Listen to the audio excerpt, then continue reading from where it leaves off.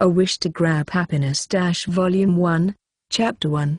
Chapter 1, Disappointment and Choice. The shadow figure was sitting at my table looking quite amused. I am a carrier that can be anywhere, anytime. I will not force you to decide. If you are fine with your current situation, I will certainly understand it. My eyelids are trembling. I am looking directly at this shadow creature covered in black, but at the same time, my eyes are not capturing anything. Maybe it is because of the darkness surrounding me. Who is this figure? What does he want? He appeared abruptly out of nowhere and suddenly started talking as he pleased, saying that he would give me an opportunity. Why? What is the purpose and meaning of this? I understand why you are asking that question. Well, the answer is quite easy to answer. However, I apologize. I cannot tell you the reason why at this moment. I really can't. He heard exactly what I said on my mind. This figure is indeed a supernatural being. I can't move my body as if it's frozen.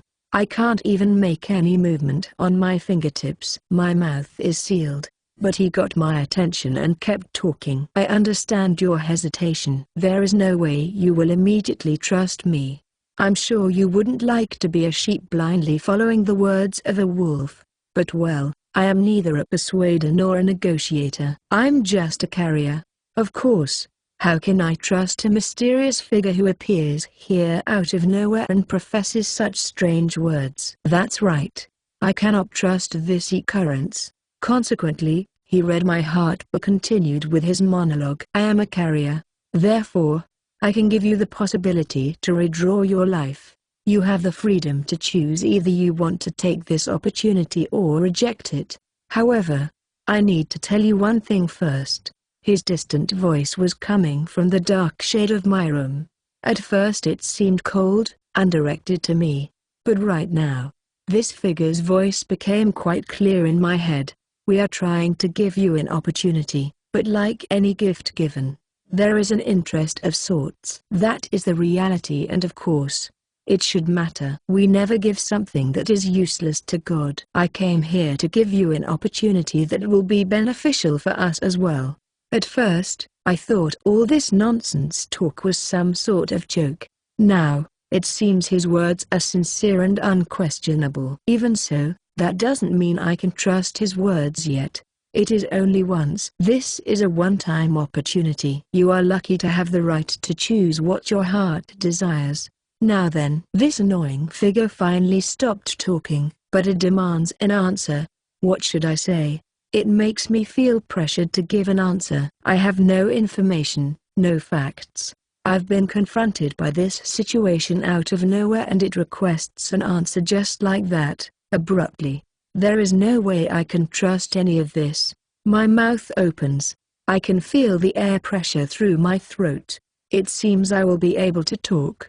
If I make a loud voice right now, my party members might notice. But if I do that, I will have to withdraw faster than usual. I might be killed by this figure instantly. Either way, it's my team and my role to play. That's right, I've a role to play. I have to protect the team if the members are in danger. I had already accepted it. Eventually I will die for that cause. That is my duty to perform. Therefore, my answer is decided. Fear not, as I've told you before, I'm just a carrier. Your party is safe. The shadow's words came naturally. This cannot be trusted. This may be a trap.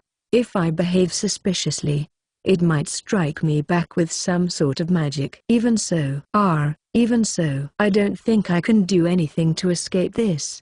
Very surprising. You seem to be quite conflicted, even though you are a very straightforward man. Then, I should assume that you will obviously refuse this opportunity. On that moment, that shadowy form regained its momentum as if he heard my heart. Certainly. This is what I should be doing. I will not sacrifice my party members, even if that means losing my life. However, I noticed something. I understand. I finally figured it out. This situation won't change at all. I'm just wasting time for the inevitable ending. I am a disgrace. My body started to move slowly. However, I did not have enough energy to grab my sword. I am such a disappointment. You will eventually give up. However, I do not know how much time that will take. He didn't say any words after that. My mouth is also silenced, though there are unanswered words. I could no longer speak. Therefore, the conversation just stopped. I took a step back and closed my eyes. I could imagine Ariane's face. There is no better treasure or better beautiful sight. Only her appearance is reflected on my eyes. During this journey, I was able to notice the various aspects of her personality. Her beautiful profile. A healthy and brave woman displaying an affectionate smile. Moreover, her gaze followed this man called Hero, showing signs of fondness. I did not give up. I was never going to give up. Certainly, someday my feelings would be answered. In my heart, I always had hope. Yet, it never truly happened. There was nothing in me but a broken heart. I felt inertia towards the party just by the fact that she is with him and not with me. I will certainly give up on this journey. Give up on everything. If I give up on everything, I will not have to bear a painful feeling anymore. You will have to take someone's hand, be it either a wolf's hand or a demon's hand. The shadow figure approached me gently. That's right. I no longer have anything. If I can't have Ariane, then I don't have purpose in life. If I can restart my life, then let's do it, even if I have to make a contract with the devil. Prepare yourself, Lugis. This is a great chance for you. I will give that new opportunity. I am the one that will carry you. Mysteriously, that shadowy form that I could not see before is standing right in front of me, illumined by the moonlight. I might be hallucinating, but I could no longer see a shapeless shadow. Nonetheless, the light reflected on the shapeless shadow. It was a figure with an unmistakable human form. He looked at me with a wicked smile across his face, just like a devil. Chapter 0. Translator note: Ariane. In the Japanese novel she is actually called Ariane, but to not confuse the Western readers into thinking she is a he, we will continue using Ariane. Did you notice the shadow mentioned that he is only a carrier? A Wish to Grab Happiness Volume 1, Chapter 2. Chapter 2, An Unexpected Encounter in the Past.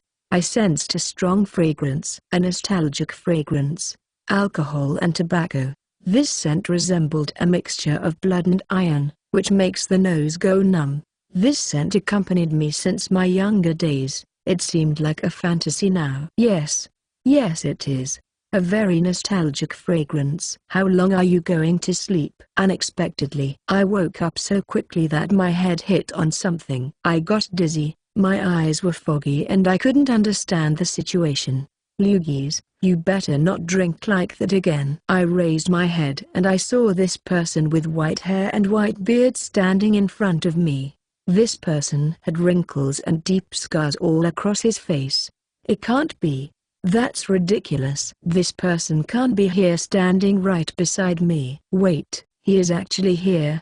How can this be possible? Because Old Man Richard, how can you be right here when you should have died long ago?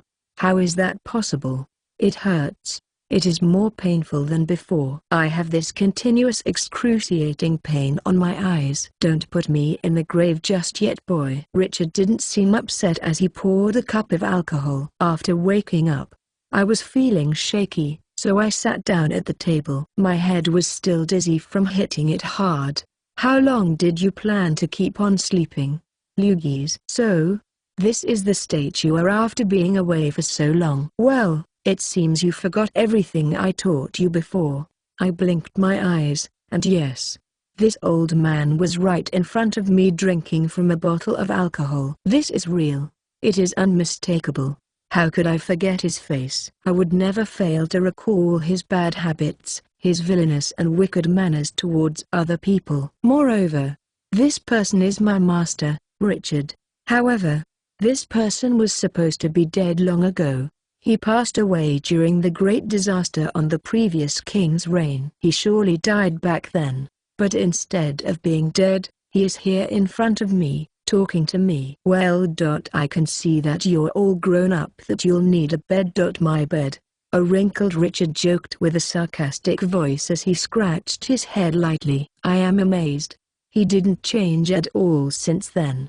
He kept mumbling. Ever since you were a child, you would come in here and sleep sometimes on the bed and other times on the floor. You got used to it. That is true. That was when I was under his wing. During those days, he would go out to meet people at the tavern, sitting at the table and ending up with no money at all. Well, that was more than a decade ago. Startled, I observed my appearance. This is my body, but at the same time it is not quite so. No, it is, but it is about twice as small. Moreover, I am wearing a green cloth that I used to have a long time ago. This is what I used to wear on my early teens. I have no muscles. My body looks thin and lean. I'm not an adult yet. I have an opportunity for you. Let me give you a chance. A chance to redraw your life. Those words echoed in my head. Ah, I see. That really happened. That thing was telling the truth. I made an undeniable contract. I did. How long are you going to stand there, Lugis? I got work for you today. But first, go wash your face. I still can't believe all of this. I came back in time. To around the time I joined the Adventurers Guild. As expected of my master, he did not change at all. I almost forgot how he used to have me as sacrificial lamb. He ordered me to go to the big trees forest. I didn't make a noise as I walked through the bushes. That old man. I immediately started complaining. I reached my hand to my usual pocket, and I found nothing there. That's right. I haven't started smoking tobacco and drinking alcohol around this time yet. In other words, I got used to chew tobacco regularly that my body unconsciously went to search for it. I have to endure it. Ah damn. I really went back 10 years in time. That's for sure. However, this is an inconvenient time to go back to. I remember having to work for the guild, and I sure do not want to repeat it again. Because I can recall Richard giving me miserable jobs that no one else wanted to do. I traveled back on time just to arrive during one of my miserable years in life. Investigating the big trees forest was one of the many jobs that Richard told me to do by myself. I remember this was a two-man job. That is not good news at all. Usually one of the jobs would be to undertake the villagers' requests to investigate some demons lurking around. It would be normal to do this with a party rather than by myself. However, that damn old man is nowhere near here. As I walked through the forest looking a bit annoyed, I stepped onto something. I bent over and observed what was on the ground. There was a trail of scattered pebbles and leaves on the ground. Someone is going ahead of me. It's definitely a human being's trail. This trail is being slightly covered so that nobody could follow it. Nevertheless, this observation would not be possible if I didn't have enough experience on this particular field. Back then, I was so young and helpless. I learned to be aware of my surroundings and detect any anomalies during the rescue journey days. However, who can this person be? Almost no one would come near this dangerous forest. From this point on, there's only wilderness. If I remember correctly, this path is. I remembered. Why didn't I notice this before? I'm an idiot. I recall having come here to this forest on this particularly day to assist that old man's job. It was here that I saw that person, that woman, breathe in and breathe out. I was struggling to stop the trembling across the body. I crouched on the ground and moved slowly, make no noise, break no leaves, and avoid footprints on the ground. During this time, this particular woman was an apprentice of the Knight's Order. Her ambition was stronger than anyone else. Even though entering this forest was forbidden by the guild, she stepped into its grounds without any fear, just for the sake of defeating some monsters. This is bad. The worst actually. I need to avoid meeting with this woman no matter what. This trail left behind is undoubtedly hers. If that's so, then I need to stop walking in this direction and just go to the main point of the investigation. I will return without stopping. Yes, that's the best solution. Metallic sounds. It seems pointless now. This sound reminds me of the sound of a sword when I was fighting a monster. It is from that person. There is no doubt that she is fighting a monster right now. I climb to the top of a tree to search for the source of that sound. That person is someone you can't forget that easily. Compared to her tinny frame, her swordsman skill is astonishing, striking monsters with incredible accuracy. She is still an apprentice knight, but in the future, she will become part of the Knight's Order and a member of the rescue party. Her name is Carrier Birdnick. All of us here in the Tomo Translations team, 2 humans and a dog, wish you a happy new year. A Wish to Grab Happiness Volume 1, Chapter 3. Chapter 3. The Apprentice Knight Carrier Birdnick. This person was full of pride for being a knight and for belonging to the Knight's Order. Her name is Carrier Birdnick. However, her concept of being a knight differs a little from the other knights, who put chivalry above everything else.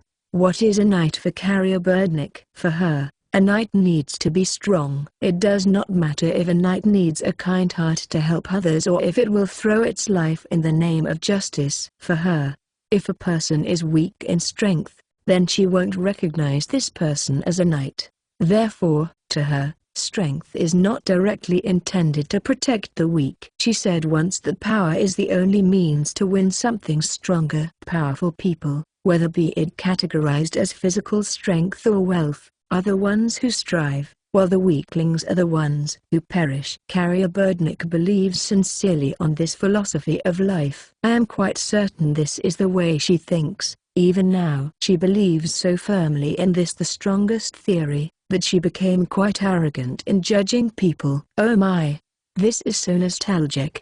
She used to say to me that I was worthless because I was a weakling. Metallic sound. Suddenly, I saw with my own eyes where the sound came from. Carrier Birdnick was fighting with a sword, a huge boar-like beast several times larger than herself.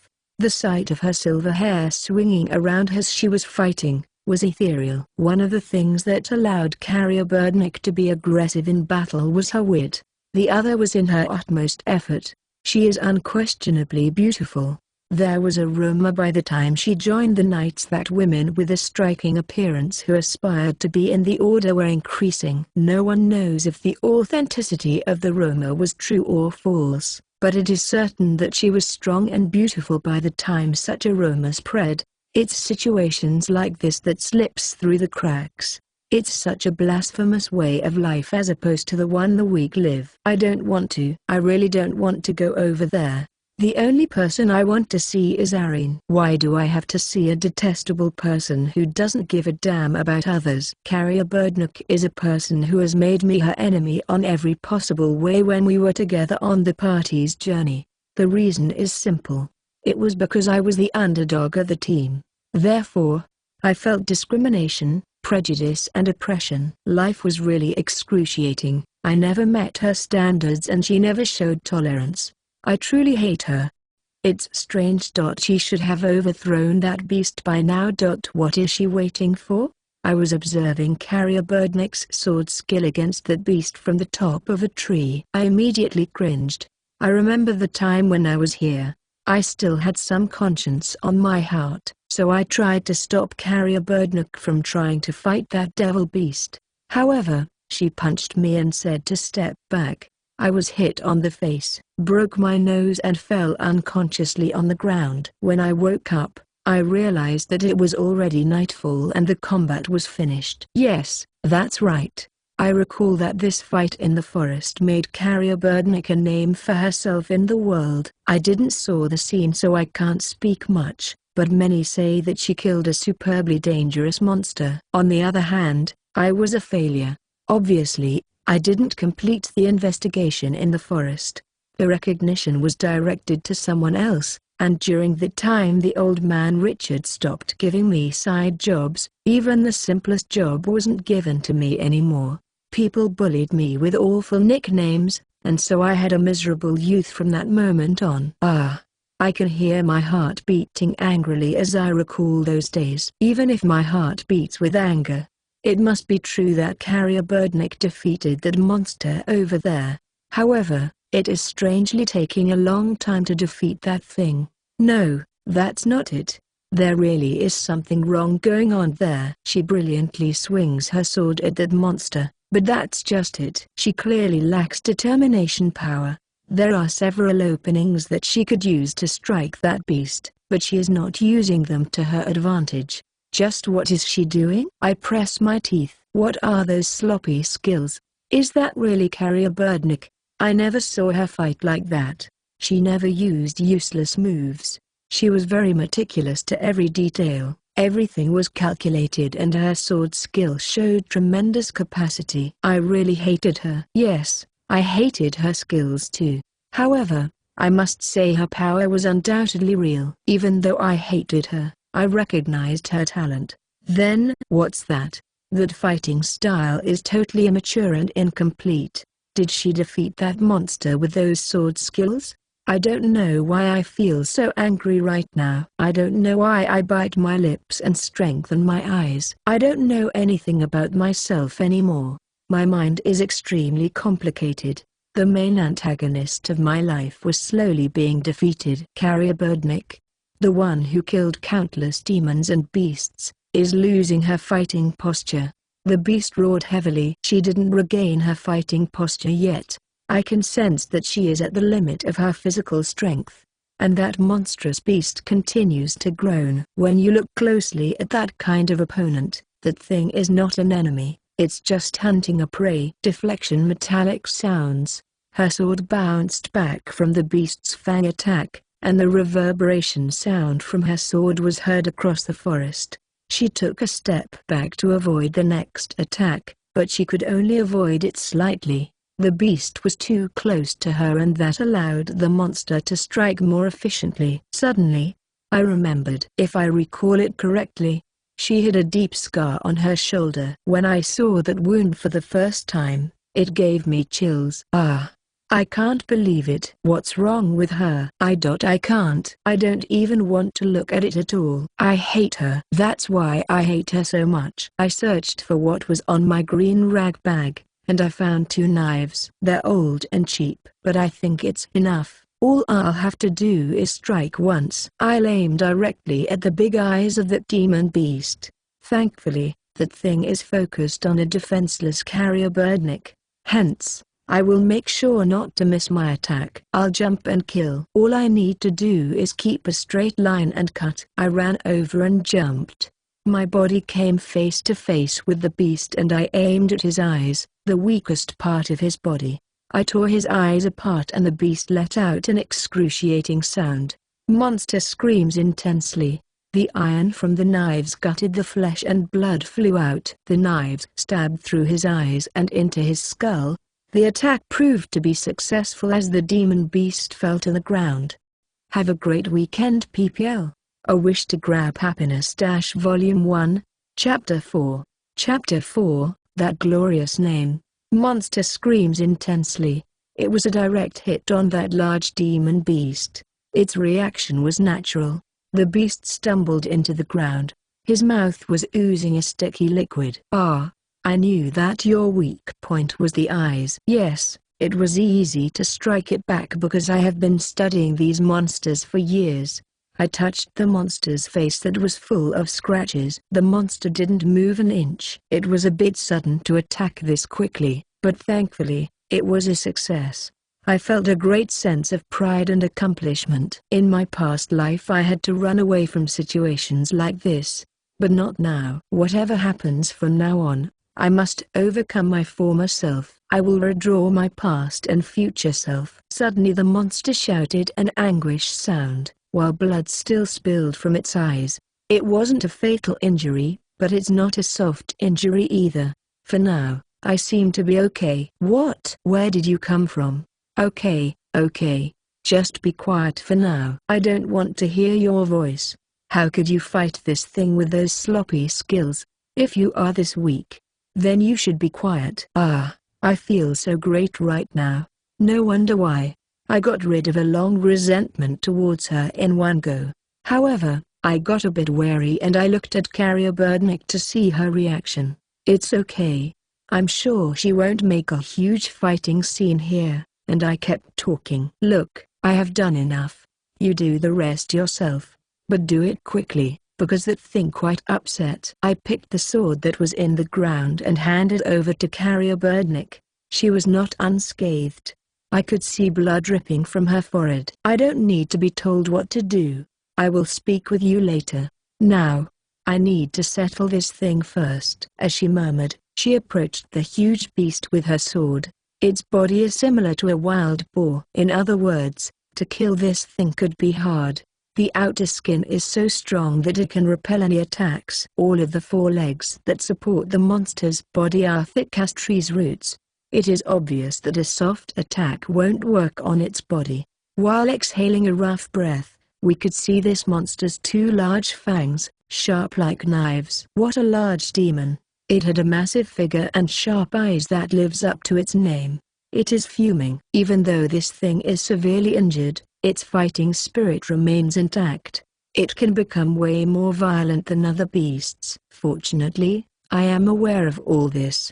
And even though the monster wants to fight back, his movements are dull. Miss, you can target its jaw now. Its jaw? I won't be stupid enough to have the trouble to hit the jaw when I can just aim at its cervical vertebrae from the top. I sighed as I heard that from her. Nevertheless, she was looking at me with strange eyes as I spoke back to her.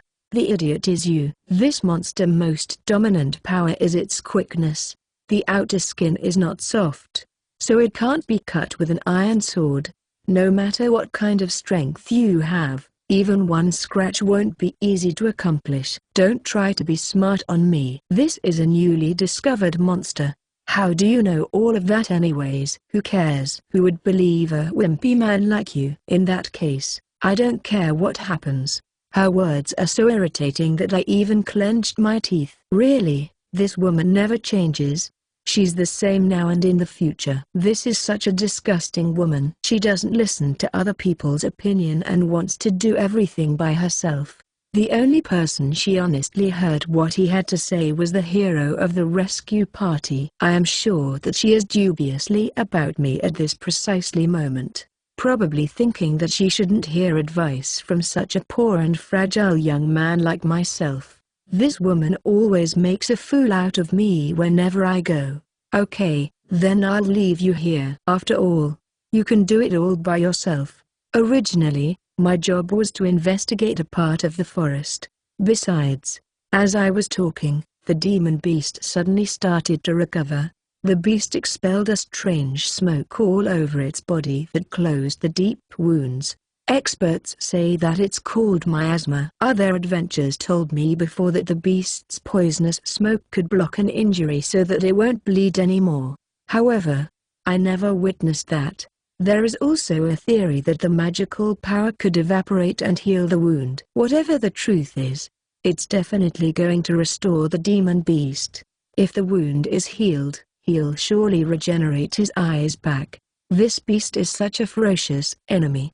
Now even more, after being wounded like that. Oh my, what's going on? But you can do it. Do your best. I will cheer for you from the other side of the table. If I put it in such a foolish way, Carrier Birdnick will not say anything irritating anymore. Sorry, but I don't want to get involved in this anymore. I wasted my only 2 knives for a woman I hate.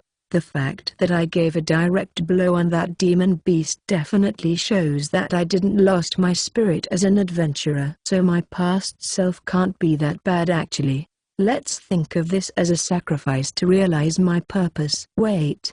A sharp voice stopped me from leaving while grabbing my hand. I acknowledge my mistakes. I apologize for my rudeness and I'll take your advice.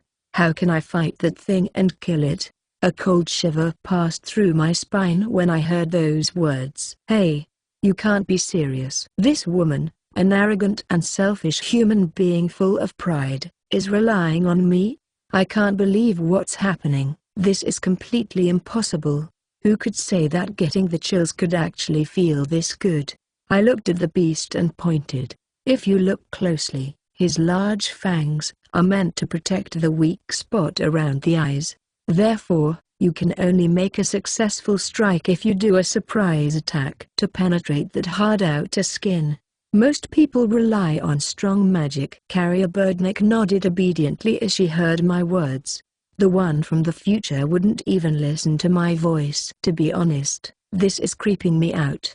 I continued talking and explaining why should we attack its jaw. That's why we should aim at its jaw. The skin under the chin to the neck is vulnerable and we can penetrate with an iron sword. How can I aim at it? That area from the chin to the neck looks very hard to aim. Just aim at his mouth. It looks like she really is taking my words seriously. I kept explaining while making movements on my hands. It uses its fangs to hunt down the prey, so we will use that to our advantage. The moment he tries to kill us with its fangs, it will be the perfect chance to spear below the chin. Hey, are you actually sane? Are you really serious about that? She had a shocking voice when she heard my words. She really feels that she doesn't have a chance against that thing. Therefore, her fear is clouding her mind. If she has no self-confidence, she won't have a strong grip with the sword. I was rather surprised. What is wrong with her? You can do it. I'm sure you can do it. There is no need to feel that you've lost. Why? How can you say you can do it when you don't know anything about me? I have my reasons. I sighed, and I felt a bit frustrated because I had to try to lift up the momentum. That's because you are Carrier Birdnick. Yes, that's right. There's no way that it will be impossible for her. She is the talented swordsmanship of the Knight's Order. If she can't do it, who can? Carrier Birdnick's eyes became wide open as she looked at me. For a moment, I felt a bit nervous. I certainly remember the days of the party journey where she continuously tormented me. I laughed on my mind at this sudden turn of events. However, I noticed that she was smiling faintly. Yes, I acknowledge that. You're right, I am Carrier Birdnick. So, let's finish the demon beast right now. Just watch me do it. I see, so you can do it after all. She faced the demon beast with great confidence. Looking at her from behind, I recognized her posture. Yes, this attitude is undeniably the genius Carrier Birdnick. One more chap in the story of the depressed adventurer. A Wish to Grab Happiness Volume 1, Chapter 5. Chapter 5. The Fugitive and a Twinkle of Talent. Yes, I acknowledge that. You're right, I am Carrier Birdnick. So, let's finish the demon beast right now. Just watch me do it. For Carrier Birdnick, her name was something that she was not necessarily proud of. In the aristocratic world, the surname Birdnick represents stigma. Although the Birdnick house was one of the main aristocratic houses during the Great War, it was the only house that didn't engage in the war. There was chaos surrounding the absence of the family head, and thus, the Birdnick house was forced to take a large part of the responsibility caused by the war. This made them fall from the aristocratic class into the knight class. Naturally, there are also prestigious families in the knight class. Marriage between the knight class and aristocracy is not uncommon. Therefore, the knight class itself is not stigmatized. However, there was no precedent of an aristocratic family downgrading into the knight class. The downfall of the House of Birdnick. The loser Birdnick, the family name was mocked. From a young age, Carrier Birdnick might be familiar with the feelings of those who are despised. She is stuck to her family name, stuck with that reputation, that meaningless strength. Not free to prove herself, only herself. It was the same in their Knight's Order. Being unable to break this ill-fated chain, nevertheless, she denied the fact that she had no power. Therefore, she decided to acquire that power. She thought she must have it, and declared she would have it. Not only must the body be strong, but also the spirit. In order to avoid being surrounded by the unbreakable chain of misfortune, to overcome and succeed. She must have felt that even if she was miserable in her situation, if she didn't have the will to overcome her fate, then nothing would ever change. This person, a silver-haired girl, stands again in front of the demon beast.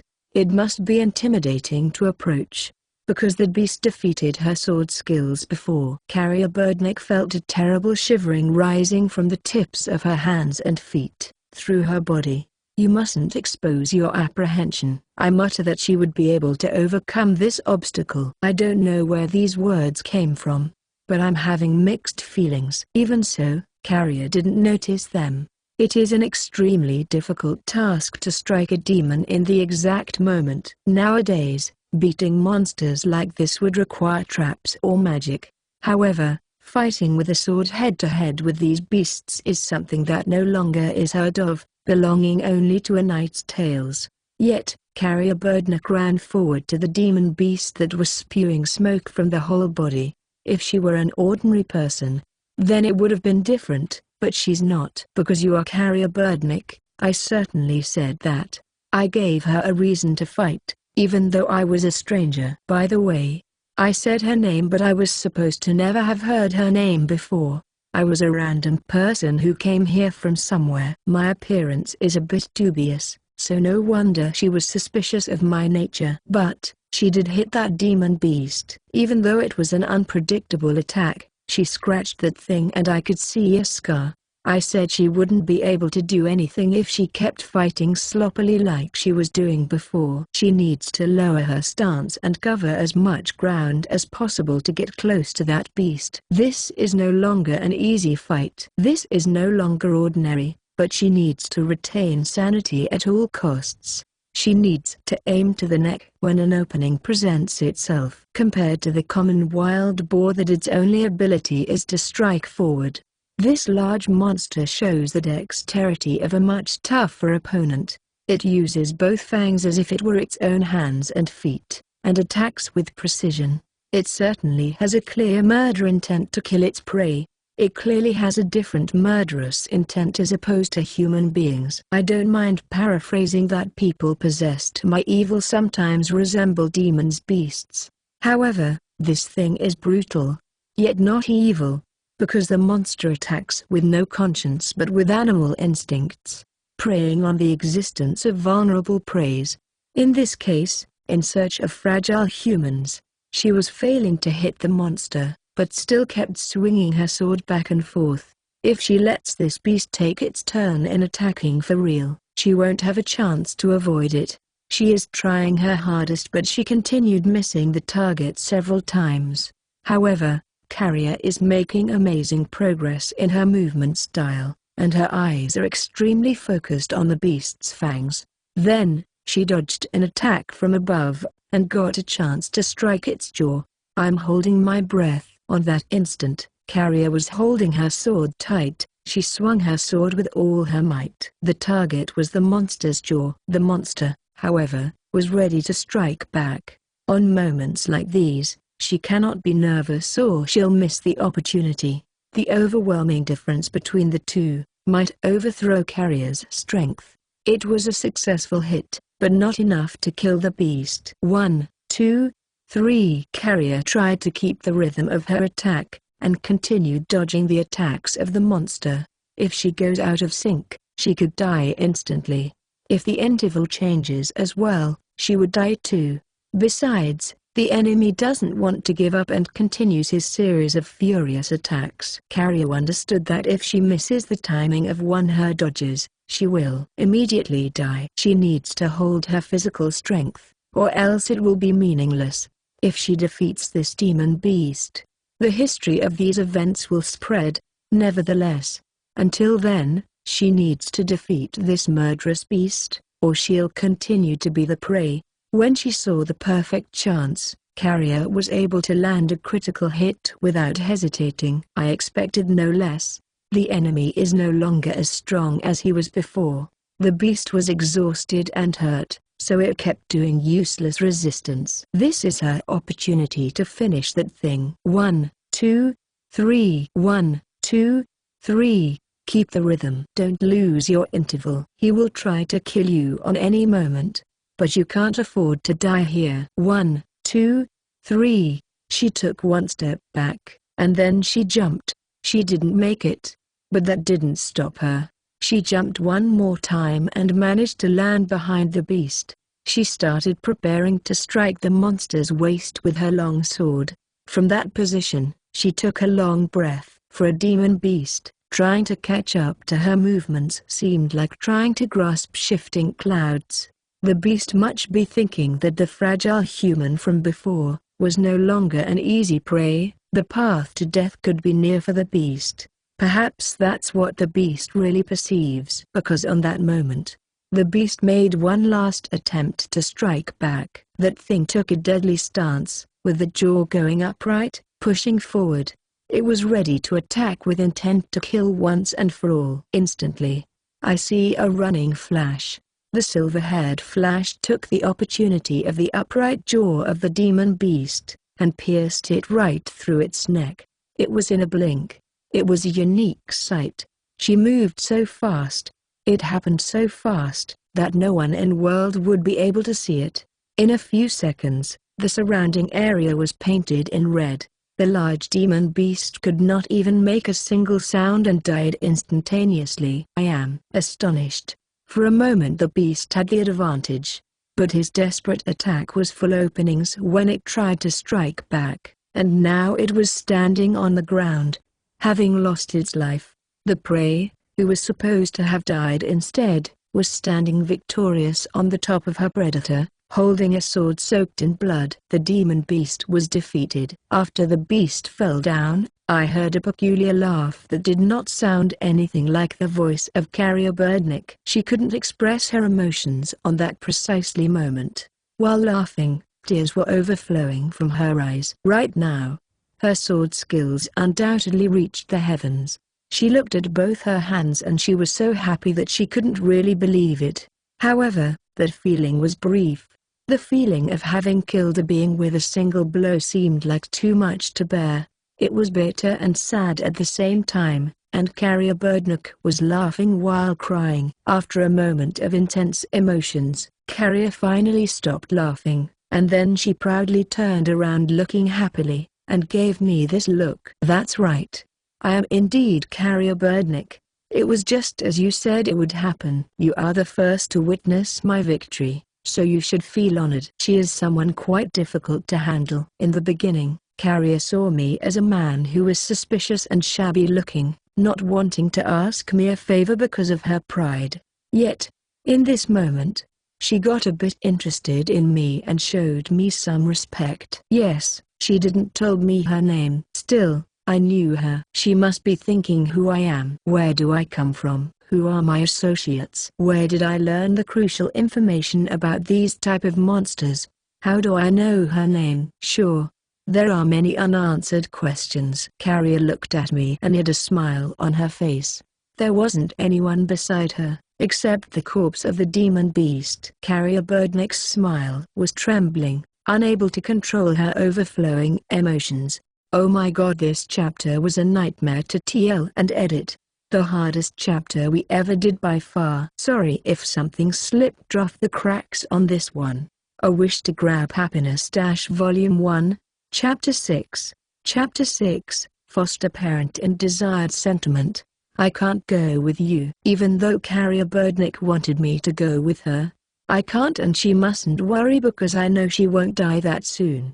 I was only told to investigate the area, nothing more, so I can't remain with her. This is still a dangerous place. After I returned to town I received money from the old man Richard for the information fee, and disappeared as soon as I finished shopping. I blinked my eyes almost in tears after buying chewing tobacco. It has been a while since I chewed tobacco. The people I saw walking down the streets were extremely busy. The roads are bustling with merchants, guards, adventurers, envoys, among many others. Everyone is running around to do something. In this era, no one can afford to walk at a leisurely pace. I remember that I couldn't afford to do that either. Hunger, violence, poverty, those were the factors that chased me anywhere I went. Even now, I can't afford to relax for even a second. Those memories are from the past, and to the past I came, so there is no way that poverty disappeared. Still, I want to walk slowly right now. I wonder if someone has these thoughts occasionally. I continued walking engrossed on my thoughts. I deviated from the main street and entered a narrow alleyway. Only rays of sunshine could go through these alleys. Anyone would be suffocated walking down here as opposed to the busy and open main streets. The more you step in, the stronger the feeling is. The narrow entry was already further back. Well, This place is not that very inviting. Nevertheless, I can feel the nostalgia. I don't know if it's the surrounding environment, but it does feel nostalgic. A very good feeling indeed. That's unusual, kid. I can't believe I am seeing you wandering around here. Considering my personality from these days, I certainly wouldn't be standing here.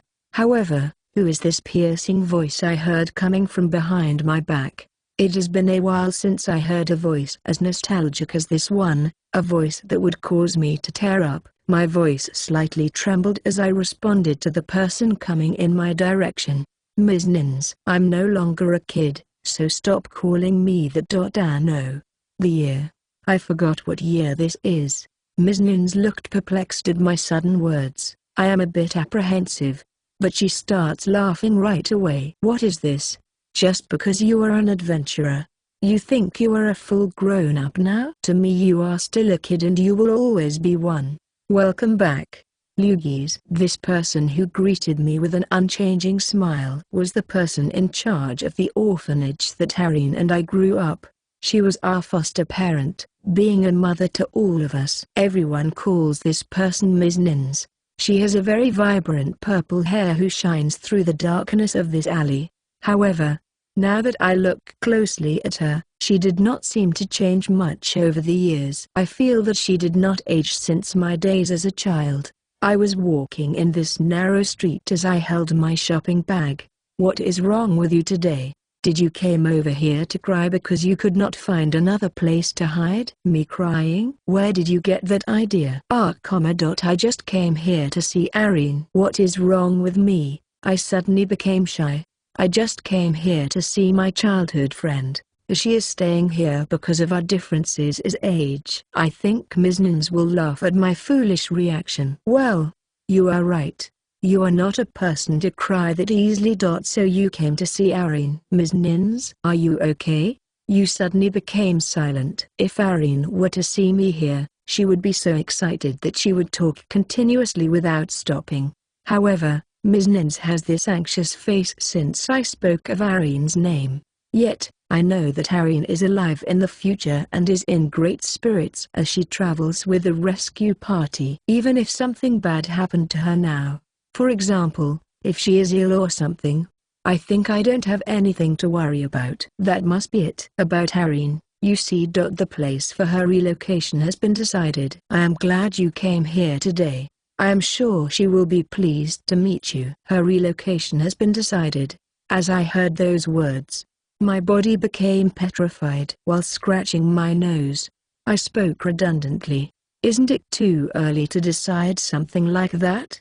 Besides, she can help you manage the orphanage. I can't tie that girl to this place. You know I can't decide on those things. It is unfortunate, but she needs to learn how to live on her own. I could not reply to what she just said.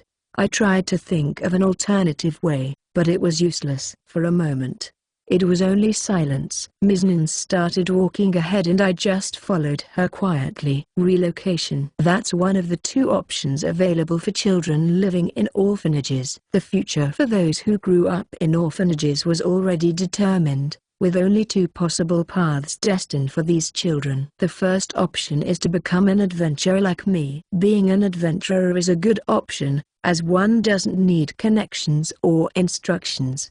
I believe anyone like me would grab this chance because they believe it will change their lives. Although being an adventurer sounds good at first, its path is full of ordeals. Most end up as thieves or some part of a suspicious group. Making a life as an adventurer is hard, and sometimes we are not provided with enough necessities such as food. Only a small number of adventurers succeed in the end. Still, many of the children in orphanages dream of being a great adventurer even if the possibilities are small. I was one of them. The second option is to be relocated. This means to be bought by an individual or by an organization. For children who are hopeless and have nothing left, this is the only way to secure some work. If you are a man, you'll be sent to do physical labor or be a soldier. If you are a woman, then you will be sent to red light districts. In the worst cases, you'll just be a toy for the rich. Either way, This option will only make people's life miserable. This path is an unfortunate one, though. I wonder where she's going. That's not for me to say. We've arrived. Miznins opened the orphanage's doors. I managed to come here before Ariane is relocated. The orphanage seems to be in the same state as last time I was in here. It still had the same atmosphere, though it was getting old, and looked like it could collapse at any time. The weird cracking sound when the doors opened was still the same as before. Ariane, you have a guest. It's been a while since this person has come to visit us. It is your letter correspondent. From the quiet hallway, Miznins continues to call her. I can hear footsteps coming closer and closer. I remember this sound. It is her. This must be Ariane's footsteps. I am getting anxious and excited at the same time. I don't know which face to make when I finally meet her after coming back to the past. Big shout out to Daniel. Thank you for the patronage. Your support helps us keep pumping out translations every week. Have a rest of a great weekend. A Wish to Grab Happiness Volume 1, Chapter 7. Chapter 7, The Person Named Ariane. I couldn't believe my eyes when I saw that person come through the hallway doors from the orphanage. She was Ariane, looking young and childish. She had an enthralling white skin and her figure was so thin. She looks so fragile that if I touch her she might collapse. Her golden hair was shining brightly and it was carefully well groomed. Oh my! Lugis, it's really you, Lugis. It's been a while since I've seen you, but you look the same as always. Really, you haven't changed one bit. What? Something feels wrong. I was thinking about what kind of face I would make when I met her, but my face gradually became apprehensive. I thought something felt wrong. And yes, Ariane was making a suppressed face from the very beginning. What's with that nervous look? Have you been poisoned by something? You became an adventurer in the end. Haven't you? That's great for you. Yet, I still think that occupation is not that interesting. Ariane stood below my sight and I observed her as she continues to talk. It is lovable but ironic at the same time. However, there is one thing that has been bothering me for a while now. Ariane, never mind, you are still you. What? The girl standing in front of me, this girl Ariane, is looking at me with strange eyes. No matter how long I look at her, the color of her hair, her eyes, her appearance, she is definitely Ariane. Yet, what is this sensation of uneasiness? Ariane approached me with sarcastic words, or I interpreted them wrong? What does this all means? What are you talking about? It has only been months since the last time you two were together. How could you forget your childhood friend's character? Miznins started speaking to me with a cold voice. She put her food basket away and stared at me with strange eyes the same way Ariane was looking at me. Now that I think about it, Ariane from the future who was with me on a journey with the rescue party was pure, peaceful, modest and loving. She had this image of a holy woman. Everyone looked up to her. Even if she was my childhood friend, that image was the one that was embodied on my mind for a long time. That personality was the one that I kept remembering even after coming to the past. However, if I remember her as a child, she certainly had another vibe. Yes, that's correct. When I was a kid, I recall that the Ariane in the orphanage was not that peaceful. She was full of vigor. Ariane was and is a woman more wildly than properly modest. If you forgot about me, then it can't be helped, can it? I don't care for your memory loss you seem to have now. Still, you need to stop looking at me as if I am a weird person. Besides, it seems you are doing better than I am. I wonder why you came here in the first place. Ariane was staring at me as she raises her eyebrows. I was feeling quite uncomfortable with this situation, with the two of them gazing at me with distrustful eyes. No need to say anything. If you forgot, then there's nothing you can do about it. Do as you please. The two of them were wary of me and went further away into the orphanage. The inside of the orphanage was much more spacious than the outside. That's natural, of course. It needs to be large enough to take care and feed a large number of children. Beside that, It needs to be roomy enough to have all of the amenities needed. The furniture looks the same, and there is this large wooden table in the center of the hallway where everyone sits and fraternizes with each other. There are old chairs surrounding the table. I still remember the cracking sounds from sitting on them. However, when I was a child, this house looked like a luxurious place to me. It's been a long while now since I sat in one of those chairs, so I grabbed one with my left hand. What? On that moment, I felt an excruciating pain on my left shoulder. It seemed like a knife piercing the skin. Ariane came to help me and held my shoulder tight. It was an excruciating muscular pain. I could barely stand with this acute pain running through my body. I was trying to endure as much as I could not to show my vulnerable side to her. Look, just look at your state. I told you many times not to overwork yourself. Ms. Nins, please lend me some bandage. Come on. Lugis, sit down. I sat quietly on the chair as tears started overflowing from my eyes. I can hear the cracking sound coming from the chair, so nostalgic. Ms. Nins passed the bandage to Ariane, and looked at me with a bitter smile. I feel a little relieved now. I wonder if I should say that my heart is content right now. I do remember well now that Ariane was quite a free spirit in the past. I can feel my stupidity. At that time, I did not visit the orphanage often, but that's not a reason to forget the people I grew up with. I was selfish. What I had of them was just a distant memory.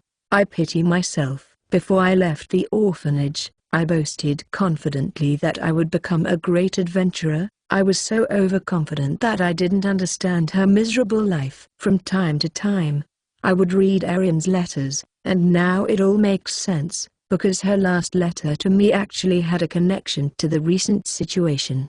Besides that, I heard that Ariane was being relocated, and yet, I did not come to see her off, even once. It's actually a terrible story. It's so absurd. There's so much I want to change about my past. Even though I wanted to with her so much, I can't believe there was a time I behaved like that. Hey, don't force yourself. You hit something hard, didn't you? Your shoulder is turning blue. Ariane looked angry at me while she was wrapping my shoulder with some bandages. I took some chewing tobacco from the bag, and started chewing. Ariane's anger worsened. She kept saying things like, when did you get that bad habit, or you don't get to become an adult just because you started chewing that thing. Even if Ariane tells me to abandon this habit, I can't throw it away that easily. This is one of the only joys I had during my life as an adventurer. She continued to pester me for a while, but she noticed that I was not listening to her words. So Ariane bit her lips as she carefully finished putting the bandage on my shoulder to help relieve my pain. I felt such comfort being treated by people who were so close to me in the past. It feels so nostalgic, yet I can't tell them anything about what happened to me. I observed Ariane and Ms. Nins smiling and talking about ordinary things. I see. So this is the happiness I lost in the future. I felt mad about myself. However, I could sense the difference between both of them. Certainly, this was the true Ariane, a cheerful and energetic person. She always behaved like this in the past. Yet, her joyful character was gone in the future. Listen, Ariane. What? I don't want to hear any complaints about the way I am wrapping the bandages, or, do you want to thank me for this? I wouldn't mind to get some gratitude from you. I felt the echo inside my head because of the chewing tobacco. I opened my mouth while holding my saliva. I heard that they relocated you. I want to know where they will send you. Ms. Nins? Ariane looked at Ms. Nins, who was watching us both. She was looking at scenery outside a while ago, but from the window, I couldn't see much as I was far away from the wall. You shouldn't worry about that. You need to stay strong and you need to stay healthy. Oh my, Ariane and you Lugis, I don't know which one of you are the worst. You both are so stubborn that you drive me crazy. Well, he sure gets a bit cheeky sometimes, that's for sure, but he is still a smart guy. Ariane's voice started shaking as she finished wrapping the bandages. I know I shouldn't behave like this, I just want to feel this moment because Ariane is looking vulnerable and miserable right now. This is one of her weaknesses that I fell in love with, and I don't want to cover my eyes. So, where are you going? Come to think of it, I never knew where she went. Therefore, I'm learning about her relocation for the first time. It is not a strange place. If it's you, I don't mind telling where I'll go. Despite saying that, Ariane hesitates for a moment and then she mutters, "The location is the cathedral." My chewing tobacco fell from my mouth. Happy weekend, stay warm people. Winter has come. A Wish to Grab Happiness Volume 1, Chapter 8. Chapter 8, The New Vow and the Unexpected Reunion. The cathedral? My eyes became wide open as my chewing tobacco fell on the floor from my mouth. Cathedral. In this country, Gurist is the religious organization under the direct control of the king. Most people belong to the Gurist church. The cathedral once belonged to the previous dominant religion based on Confucianism, but has since been repurposed to the new faith. If I think about it, I never thought of asking God's help. However, I do remember hearing that they are a double-faced organization, going to night taverns to collect money by imposing their power as the king's protégés. So, it's the cathedral. I didn't know they relocated women. But, it might be a good choice after all. Yes, good. At least it is much better than being bought by some rich man in the red light districts. After Ariane finished trolling the bandages around my shoulder, I took another bite from the chewing tobacco. This helped me relieve some anxiety. My head still thinks about the relocation. The cathedral. It is a better destination than many others are. That's for sure. Instead of other types of labor, I am sure they won't overuse the body and spirit of the people working for them. Yet, it feels strange. In the cathedral only people from aristocracy or an equivalent status would be allowed to attend the place. It seems suspicious that an organization with such high standards would want a child from an orphanage. People say that Ariane's magic powers are very special. I think the high priest has great expectations of her. I am not aware of what happens inside, but this doesn't seem like a bad opportunity. Ms. spoke while looking at Ariane, who slightly lowered her eyes in return. My face hardened when Ariane stared at me. Yet, listen, I couldn't be happier. My childhood friend is going to the cathedral. I don't mind letting you go if it's that place. Well, if it's a normal job, then I will be pleased. It's just I still don't understand why Ms. insisted so much on sending me there. Her voice and her eyes kept giving me signals. Maybe it's just my imagination, but this just gets more and more suspicious. Ms. started laughing. Come on, sounds like you are doubting my intentions. Of course. I'm not a great person, but I'm also not a bad person who would trap cute children like you. Ms. blinked her eyes constantly and ended up sitting on a chair. Her expression was normal and I couldn't grasp any abnormal signs. That's right. This is what it used to be. When she joked, I could never guess if she was indeed joking or if she was sarcastic. That's why I couldn't fully trust a person like her. There was always something odd, something that I could not guess. This person was surrounded in mysteries. This woman was named Nins. That's correct. It is just as you are thinking, Lugis. It was me who went to speak with the church's authorities, but I didn't know she would be relocated to the cathedral itself. This is what really happened. I nodded and agreed to what she said. This church usually divides in two different categories. The first one is the religion itself and the belief propaganda.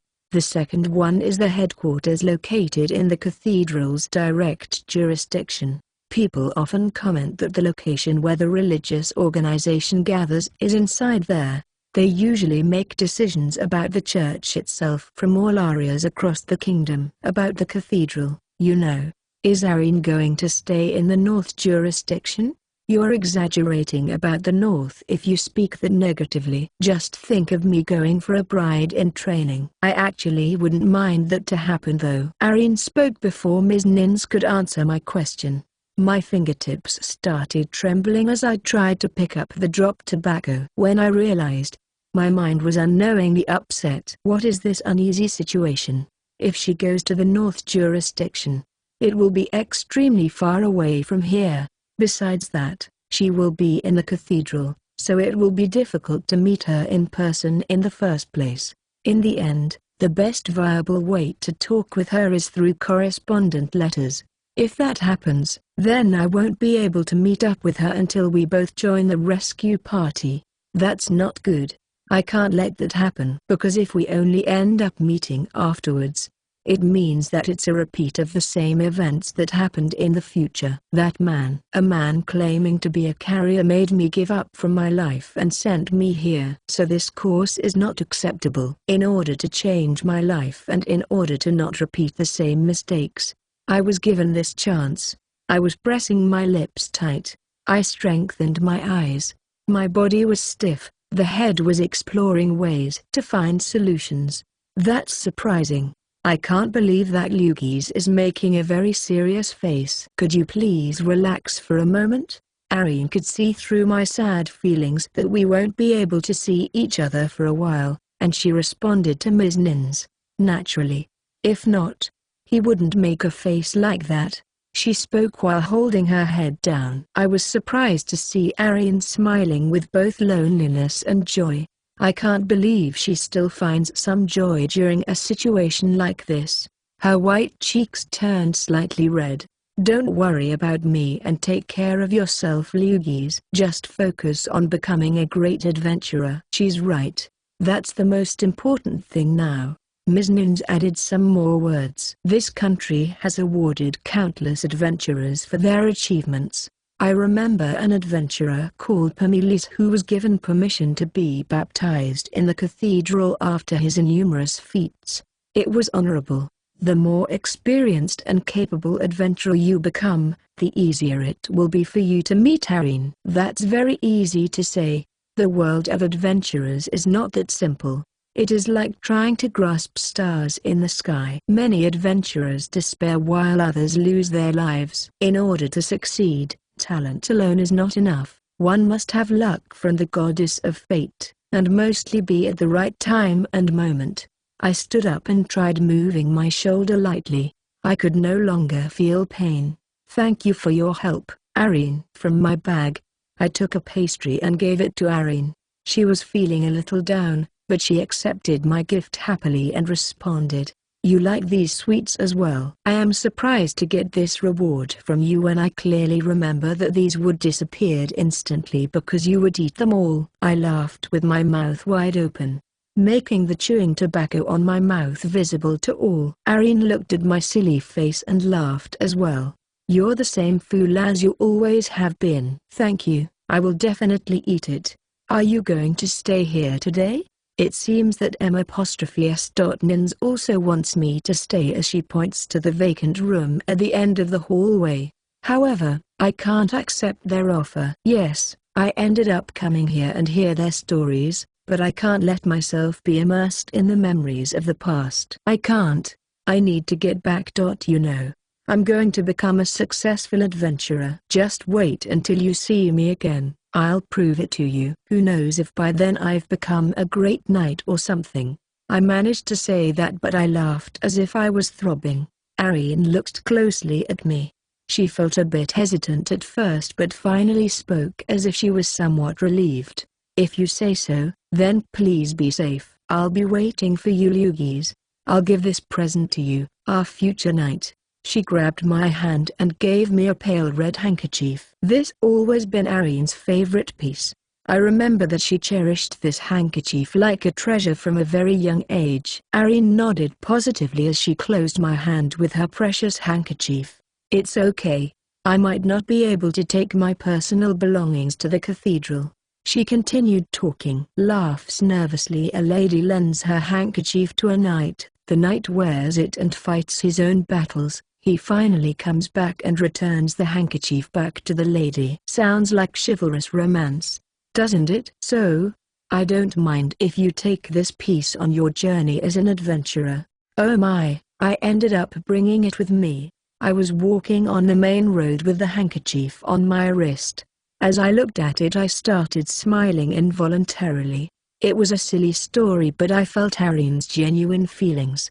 Apart from the fact that I returned to the past, I had no real ambition to be a great adventurer. After all, there is no way I can substitute my real self no matter what timeline I live in. It's impossible for ordinarily people to suddenly become geniuses just because they have more knowledge about how the world functions. Rats don't become beautiful cats after all. However, this might not be case any longer. I can't let the same cycle duplicate itself. In order to meet Ariane again, I must avoid repeating the same future. While I was set my mind to this new vow, I went to a tavern on my way back. "Hey, Lugis," who called my name. "I don't see my master around here, and the owner is standing there attending other customers." As he looked at me, he said to other employees, "We have a new customer." As I stepped inside, the owner pointed his finger to a table occupied by someone. It was a fine-looking table at the back of the tavern. The person who sat there was no other than Carrier Birdnick, showing me an intimidating smile from afar. I just made a new resolution in my life, but it seems my downfall might be right here. In the next episode of Dragon Ball Z, will Lugis finally get over his complex over Carrier, or will Carrier dominate Lugis with her tsundere powers? Find out next time on Dragon Ball Z. A Wish to Grab Happiness Volume 1, Chapter 9. Chapter 9, Carrier Birdnick once again. Okay. Miss Carrier Birdnick, this will be a battle abided by the tavern's rules. Let's prepare your duel against Lugis. Old Man Richard arrived in the tavern and joined us. As usual, he makes a fuss out of nowhere as he proposed a random duel on the table. On that moment, the waiter brought a ceramic bowl full of alcohol and put in the center of the table. This is a common tavern duel that people bet on something. If they lose, they'll need to pay for the alcohol. I was never really into this kind of duels before, but people in the taverns always found this extremely entertaining. By the way, what is Old Man Richard doing right now? He seems to be too excited to start the betting game. Listen, Lugis, just lose against her, K. If you do, I'll have the chance to win the bets. Old Man Richard was always a very fraudulent man, and he keeps doing his usual deceits. Not that I expected anything else from him, really. Involuntary, I took a deep sigh. As I lowered my head, I adjusted my two rusty knives in my sheath. The point edges seemed a bit damaged. Well, they were two old knives in the first place, and besides that, the fight against the demon beast didn't help them either. It looks like they'll break apart pretty soon. The person who fought against the demon beast was Carrier Birdnick. This woman was sitting on the same table as me, and I took a glimpse at her. She was looking at me with a smile on her face. Ah, I see. That smile of hers was not of joy, but it was a cynical smile. When I was with the rescue party, I saw that kind of smile countless of times. Really. This situation is amusing and pitiful at the same time. What did I do to God to deserve this? After I entered the tavern, I was invited to sit beside Carrier Birdnick. It was a fine-looking table at the back of the tavern. The table was also higher than normal tables. In the past, I wouldn't be allowed to sit on these kind of tables, but for Carrier Birdnick, who was in the night class, it wouldn't be a problem whatsoever. Well. It seems you got out of there safely. I didn't say it properly before, but congratulations on defeating that monster. Thanks. I went to the Knights Order headquarters to submit evidence that the monster was defeated. They were quite astonished, and they spread among the others that the Birdnick's daughter was successful in defeating that thing. A demon. The thing that controls beasts like the one in the forest. There is a theory that professes that a demon who rests within the body of a wild beast is called a hexenbeast. However, during this era, nobody killed a hexenbeast before, or at least no one gave proofs of really killing that thing. The type of magic that is able to kill these monsters will only appear much later in time, during the witchcraft operations that will happen in the near future. We managed to keep a standard conversation. Carrier Birdnock kept explaining the Knight's Order events and I kept replying to her. Who knew we would be able to have a normal talk like this, but I should not think too high of it, at least not for the moment. Still, the beginning of our encounter in the tavern was surprisingly peaceful. This exchange of small talk seemed natural, yet, I wonder if we could have been like this in the future if things had happened differently. The more I think about it, the more scared I get at this suspicious peacefulness. However, the mood changed abruptly when the second cup of alcohol was brought into the table. By the way, why did you left me alone on that place? Why you ask? I guess I would be in your way if I stayed with you. You always kept saying I was in your way, as if I was a huge burden to you all the time. Oh no. I need to close my mouth. I did a mistake. I shouldn't be saying to her that she used to treat me like that. Who treated me awfully was Carrier Birdnock from the future. The one in front of me has not been nasty to me so far, even though they are the same Carrier Birdnock. A surprised Carrier Birdnock raised her eyebrows and opened her mouth. You were like this back in the forest. You talked as if you knew me from before, but you kept denying it. You also didn't seem surprised to know that I was from the night class. You kept ignoring me even when I asked repeatedly. The atmosphere suddenly got worse. At first, I thought that maybe I could understand this woman and have a proper conversation with her. But why did it turn out like this? I have absolutely no clue. In this country, if you go against the words of the upper class, you can be punished. Do you want me to punish you for ignoring me back then? I ignored her question and I lowered my head while engulfed in my own thoughts. One thing is sure, according to this country's customs, we do have a law like that. That's why Carrier Birdnock made that ultimatum, since I could be really punished. Even so, the worst that could happen to me would be to do hard labor for several days at best. However, I was angry with myself. I always question things instead of having straight thoughts. I shouldn't have questioned Carrier Birdnock's behavior. Why doubt it, when she is the same carrier she always was? Of course, I would have power to do it, but that would be pointless. Anyways, I did not come here for that reason. I just came to verify one thing. Now that she mentions, I do recall what she asked on that forest. What's your name? Lugis. It's just Lugis. It's a very humble name, though. I see. Okay then, Lugis. I want to ask you a mountain of things, but there is one thing that has been bothering me for a while now. Why did you save me? I think she is mentioning the moment when I first jumped in front of the demon beast. I wonder why. It is a very difficult question to answer. When I ran over there and jumped to attack that monster, I was moved by impulsive and instinctive emotions. But if I tell her that, she'll not be convinced. I need to explain in a way that she'll believe. I need to speak with logic and not with feelings. I noticed that the surrounding guests of the tavern were looking at us when she shouted that she would punish me. I have to be more careful to approach a woman in places like these, especially a woman from the night class, or else I'll get in a big trouble. Therefore, I tried to come with a slightly excuse. Well, if a beautiful lady is in trouble, isn't it chivalrous of a man to help her? In a brief moment, there was only silence between the both of us. Then, Carrier Birdnock softened her expression and spoke with a lovely smile. I see. That's an insult. What? Mister, prepare for a duel. This man here insulted me just now. I will settle this with a duel. Because she shouted so loud, everyone in the tavern took their attention directly at us. The men looked quite motivated by what she said, and the word duel made their eyes feverish for entertainment. They instantly pulled the tables over and started making bets to who would win the duel, as they kept asking for more alcohol for the tables. Why is this happening? Why? She interpreted it as an insult. It should have been a compliment. Am I right? I told you before. I am from the night class. You don't have the right to profess such insulting words against me. I am not a weak woman. My head hurts. This higher class people are always so full of themselves. My words are always misinterpreted every single day.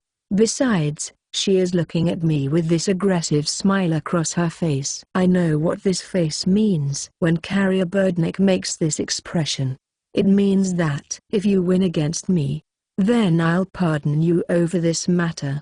But if I win, in the end, she continued to make unreasonable consequences, even in the past. You will be my servant. Prepare yourself, because I won't have mercy on you. Now I understood. No matter what kind of answer I would come up with, I have no doubt that this woman would try using the same trick to lure me in. Editor, rant. Nice deals. If she wins she gets a slave. If she loses the duel she loses nothing. Nice deal Lugis, nice deals indeed. Translator Sama. A Wish to Grab Happiness Volume 1, Chapter 10. Chapter 10, Tavern Duel. The first round consisted of cutting the right shoulder. People in the tavern often said that these types of matches are dangerous. The opponent needed to bleed, however. The attacker had to avoid doing a fatal injury at any cost. The match will be a direct one-to-one duel without having any backups except the main weaponry. This tavern duel had simple rules. As I mentioned, the purpose is to make one of us bleed. Once it happens, the winner will be settled. The most important rule is not to take the opponent's life. Yes, I need to keep reminding me of that. I had the two rusty knives that I used to strike the Hexenbeast that Carrier Birdnick killed in the end. My knives will go against her silver sword. Apparently, on duels like this, there are no weaponry rules on combats, meaning that the size, weight and quantity doesn't really matter. Just how fair can this weaponry rule be? There is no need to explain deeply how unfair this rule is. It is obvious that there's an overwhelming disadvantage on my weapons as opposed to hers. Metallic sound. She ran with her silver sword and strode forward at my direction. The swing of the silver sword made an enthralling sound as if it was cutting through the air. The trajectory of her attack was obvious and I managed to deflect her offensive stance with the knife on my right hand. Other body cuts aren't allowed per the tavern rules. If one hesitates, there will be a chance to win. I jumped one step forward. The trajectory of her silver sword came swinging without delay, and our attacks became neck on neck. The percentage of one of us getting cut was increasing rapidly. I cannot go backwards. I felt cornered. For a second, I attacked her with my left-handed knife. However, on that moment, her silver sword managed to cut my shoulder slightly. My knife was thrown to the ground and an injury was inflicted on my shoulder.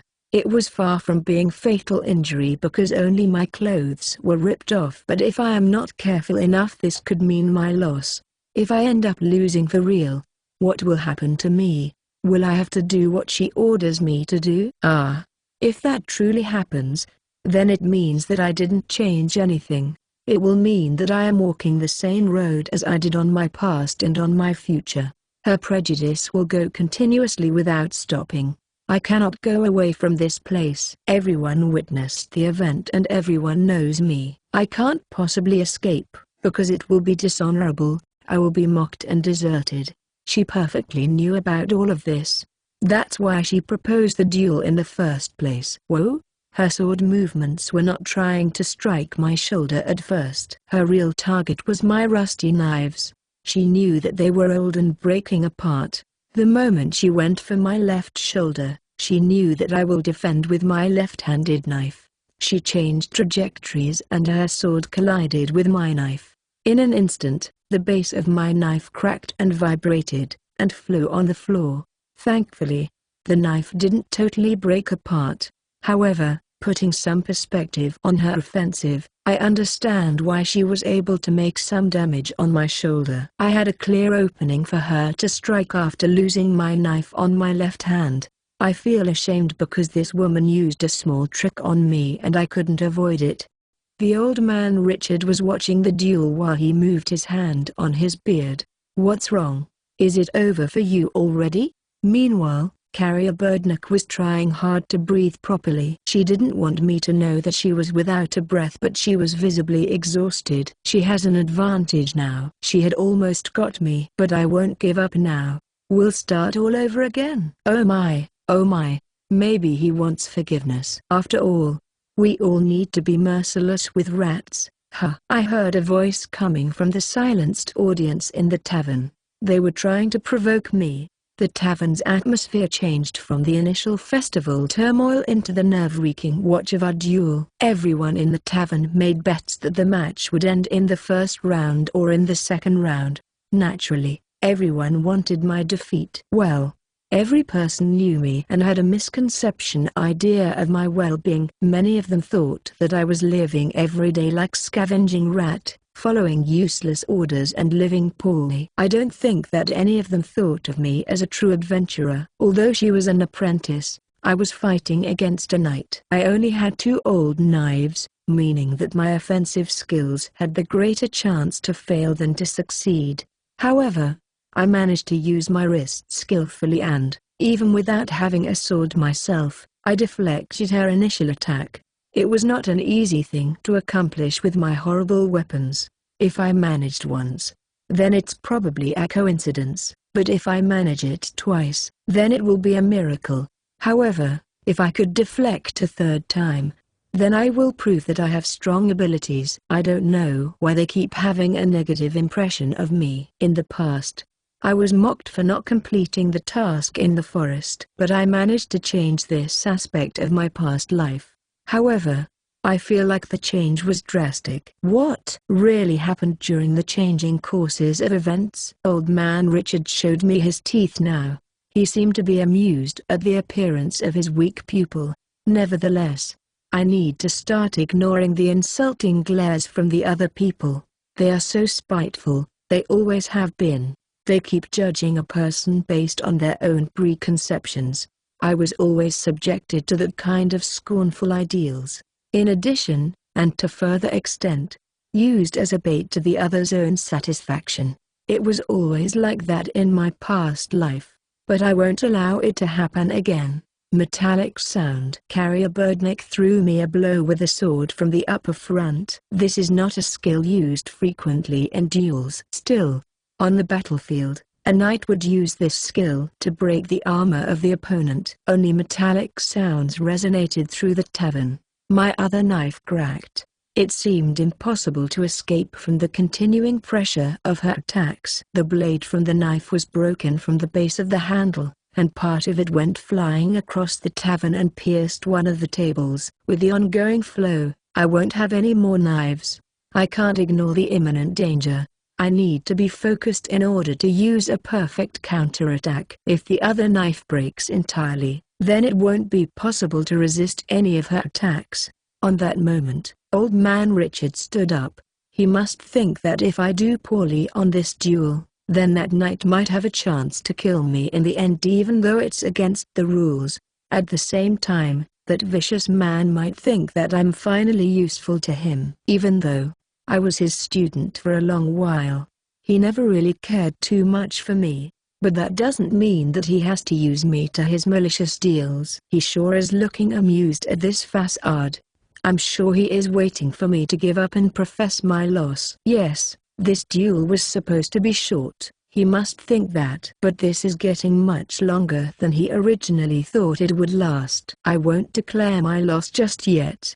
I couldn't waste another second. My green clothes were slightly ripped apart, but without hesitating, I moved forward quickly and I jumped to the side of her flank in a rotating movement. I moved half of my body to avoid her sword attacks. I changed trajectory and went straight on her side direction. She was startled. It all happened so quickly that she was left without words. I moved like if I was training for years. Everybody was surprised. Of course, in my past self I wouldn't be able to move quickly like that. However, they thought that they knew everything about me, but they were entirely wrong. My counterattack. It looked as if I knew Carrier Birdneck's sword skills. Her expression momentarily changed to a bitter look. The roles were reversed. My stance changed dramatically. Even with just one knife, I was challenging her fully heads-on. Soon, my knife approached Carrier Birdneck closely enough. It was a perfect attack. My trajectory needed to be successful. I had to take advantage of my weapons. Even if they were breaking apart, they were small enough to go unnoticed. I just needed the right moment to shorten my distance from her and strike a blow at the perfect angle. Nevertheless, Carrier Birdnook is not a mediocre person. She had a strong grip on her sword and she managed to rip the cloth on my shoulder. I should at least acknowledge her devotion to swordsmanship. She tried her hardest to swing her sword to my vital points, aiming directly at the opponent without hesitation. Her power and agility are undoubtedly skills that were cultivated by daily training and, of course, enhanced by her natural talent. She is not ordinary, because she saw my upcoming attack and tried to avoid the trajectory of the knife. However, I was faster and resilient. Yes, avoiding my attack would be useless. I changed my orbit slightly on that crucial moment. She saw my attack coming at her but she didn't predict the exact direction. The light was reflected on the cracked knife as I made my way to Carrier Birdnook's shoulder. She pointed her sword towards my shoulder and I held my knife on her neck. In a moment it all was finished. In this moment there is no longer just a cause or an effect. Neither merits nor compatibilities. Neither strength nor weakness.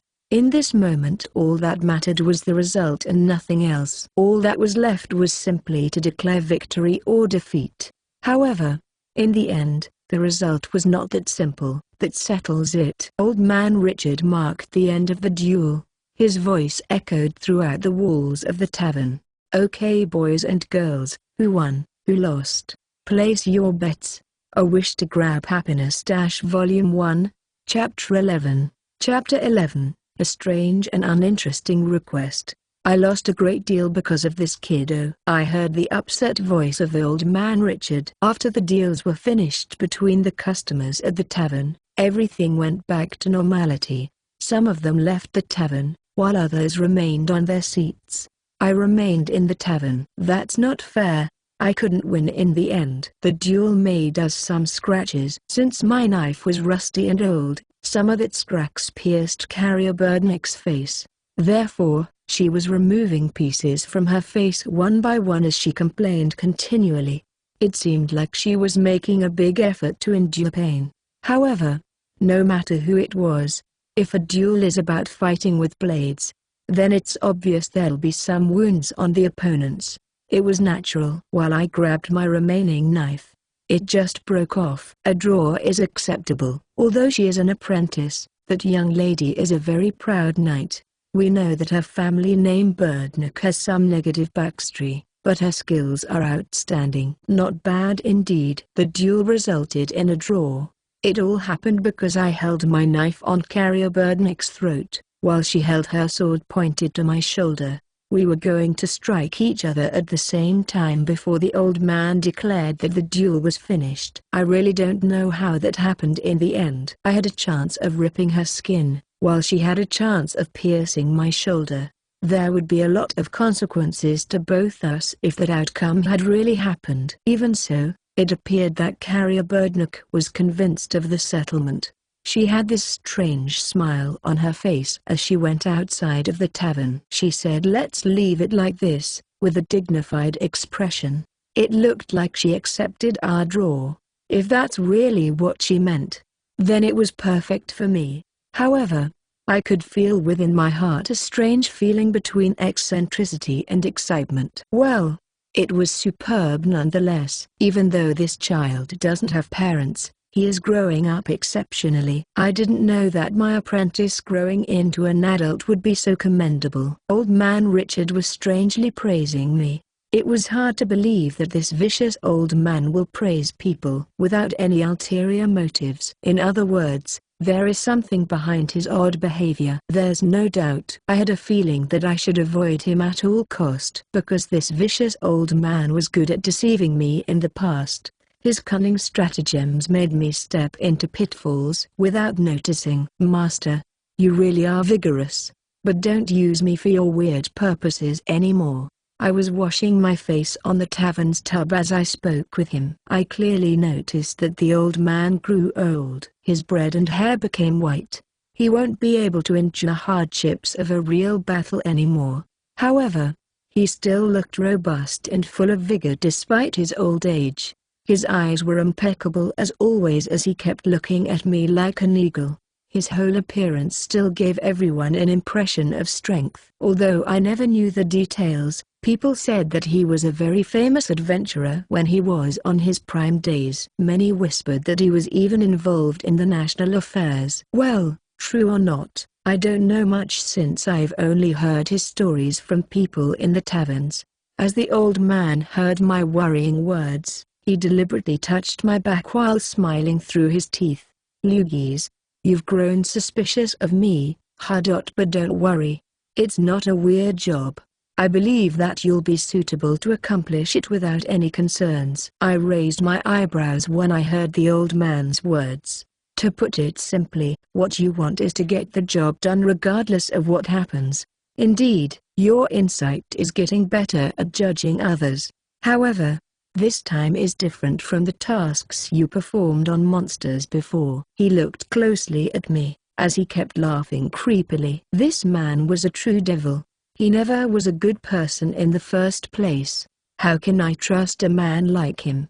Yet, despite his cunning ways towards me, he always pushed me to my limits, to learn how to survive, to learn how to aim higher, to learn the harsh ways of the world. On that matter, I believe that old man Richard was the best tutor.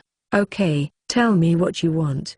I'm determined to make a living as an adventurer. I'll do anything to accomplish my goal even if I have to cross dangerous bridges. Old man Richard distorted his eyes for a moment as he kept stroking lightly his beard.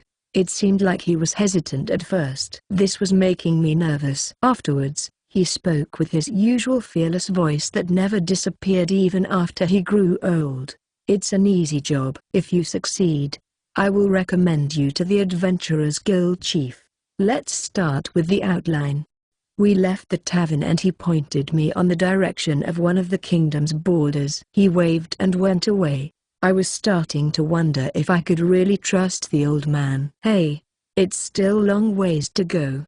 I'm bored now. Hey you, tell me an interesting story. Why is this woman going with me in the first place? How can this old man leave me with her as if he did nothing at all? I was almost losing my mind here. It seemed like I could not change my past and future path with this woman right next to me. How could I remain calm on this absurd situation? Never mind. The content of the task itself seemed certainly easy. I just needed to deliver the wax-sealed letter and a few supplies to Fort Colliden on the western front line. I was told not to look at the contents. They should not be open nor seen. I just had to deliver it. Indeed, this task seemed like a good job to achieve some recognition. Honestly, of all the items, I didn't touch the wax-sealed letter, but I felt a strange exultation when I saw them from afar. So far, process was going smooth. The horse carriage looked like the ones from the guild. It's extraordinary how everything seemed to go so well. I have to confess that I'm feeling some anxiety, because I don't remember having to complete a task this easy before. There was only one dissatisfying point about all of this. Why is this woman, Carrier Birdnick, accompanying me? This woman belongs to the night class. How she became involved in the Adventurers Guild work like this? I have my reasons, but I'm not obliged to specify everything to you. To put it simply, the knights have the right to intervene in the guild's work, so you have no right to complain. Think of me as a member of your party and nothing else. We're just here to complete this work, okay? If I find any dishonorable behavior coming from you, I'll report you to the guild. Carrier Birdnook was despicable as always. On that moment, she lowered her eyes at the wax-sealed letter and she looked thoughtful. Aristocrats or equivalent branches can only execute wax sealing in this kingdom. In other words, this letter was written by someone from the upper class. They must want to convey some important message or instructions to Fort Colliden. Certainly, it's not strange to have one or two people to do such job, since they'll need to avoid unnecessary attention. It's hard to choose the right person to deliver crucial messages. However, Fast horses are used originally to deliver official messages. There must be a good reason why we must go in a horse carriage. It's only my speculation, but it may be related to this woman's presence. While I thought curiously at it, I grabbed a fruit from the cargo. It was a good red fruit. Once you bite, the red juice will spread on your mouth. They sometimes sell this type of fruit on the markets for a decent price. Although I thought there was something going on with this task, maybe there was not a very big reason behind all of this. I received this task as an adventurer and the apprentice knight just tagged along to make sure the journey was smooth. Maybe I overtalked too much. I don't think there is anything important going on after all. At best, it would be just a regular notice. As I ate the red fruit, I grabbed the letter and I was trying to guess the true meaning of this request. I kept staring at the seal without getting bored. Everyone lost their bets. It's a tie. The house wins. The house always wins. Lesson to you all: don't gamble. A Wish to Grab Happiness Volume 1, Chapter 12. Chapter 12, The Color of Blood. About the fight with the demon beast from the other day. Did I tell you that I was recognized by the Knight's Order? Yes, you did. But your behavior is rude no matter how good your results were that day. You keep saying that I'll be punished if I break or fail at something. You're completely deplorable. Don't you think that you've got a very bad habit? Carrier Birdneck bit her lips as if she was irritated with me. However, even though she was reluctant at first, she eventually accepted what I thought about her. She was the one at fault for being unreasonable and rude. In the end, it ended up as a great deal of self-reflection. There was no doubt that her deed was a great feat. When it comes to fighting monsters, she always showed remarkable maneuvers. Even then, she kept improving her skills dramatically. No wonder that her actions were met with respect and astonishment. Talented people like Carrier Birdneck are often insensitive and incomprehensible towards other people. She lowered her head and winked her eyes at the letter. The people from the Order probably wanted to reward this genius by sending her along with me on this quest. They have a habit of rewarding someone's efforts by giving them more tasks. Failure would mean that a person would no longer be useful, thus becoming an outcast. But to give her this particular request is questionable. Maybe she's here to cause some fear, or avoid any complications, and in some cases, even persecute lawless people. She's the Order's trustworthy underling right now and she'll likely report any anomalies she finds. After a short while, she looked at me with suspicious eyes, as if she was examining my behavior. She looked like a monster with those cunning eyes, truly different from me. Different from human beings. I'm sure my face turned pale. I will not let her distract me. I finished eating the red fruit as the red juice spread on my mouth. I only left the core with the seeds. Since we're on this topic, I must say that your actions were reckless during that time. I'm sure there was another way for you to showcase your skills.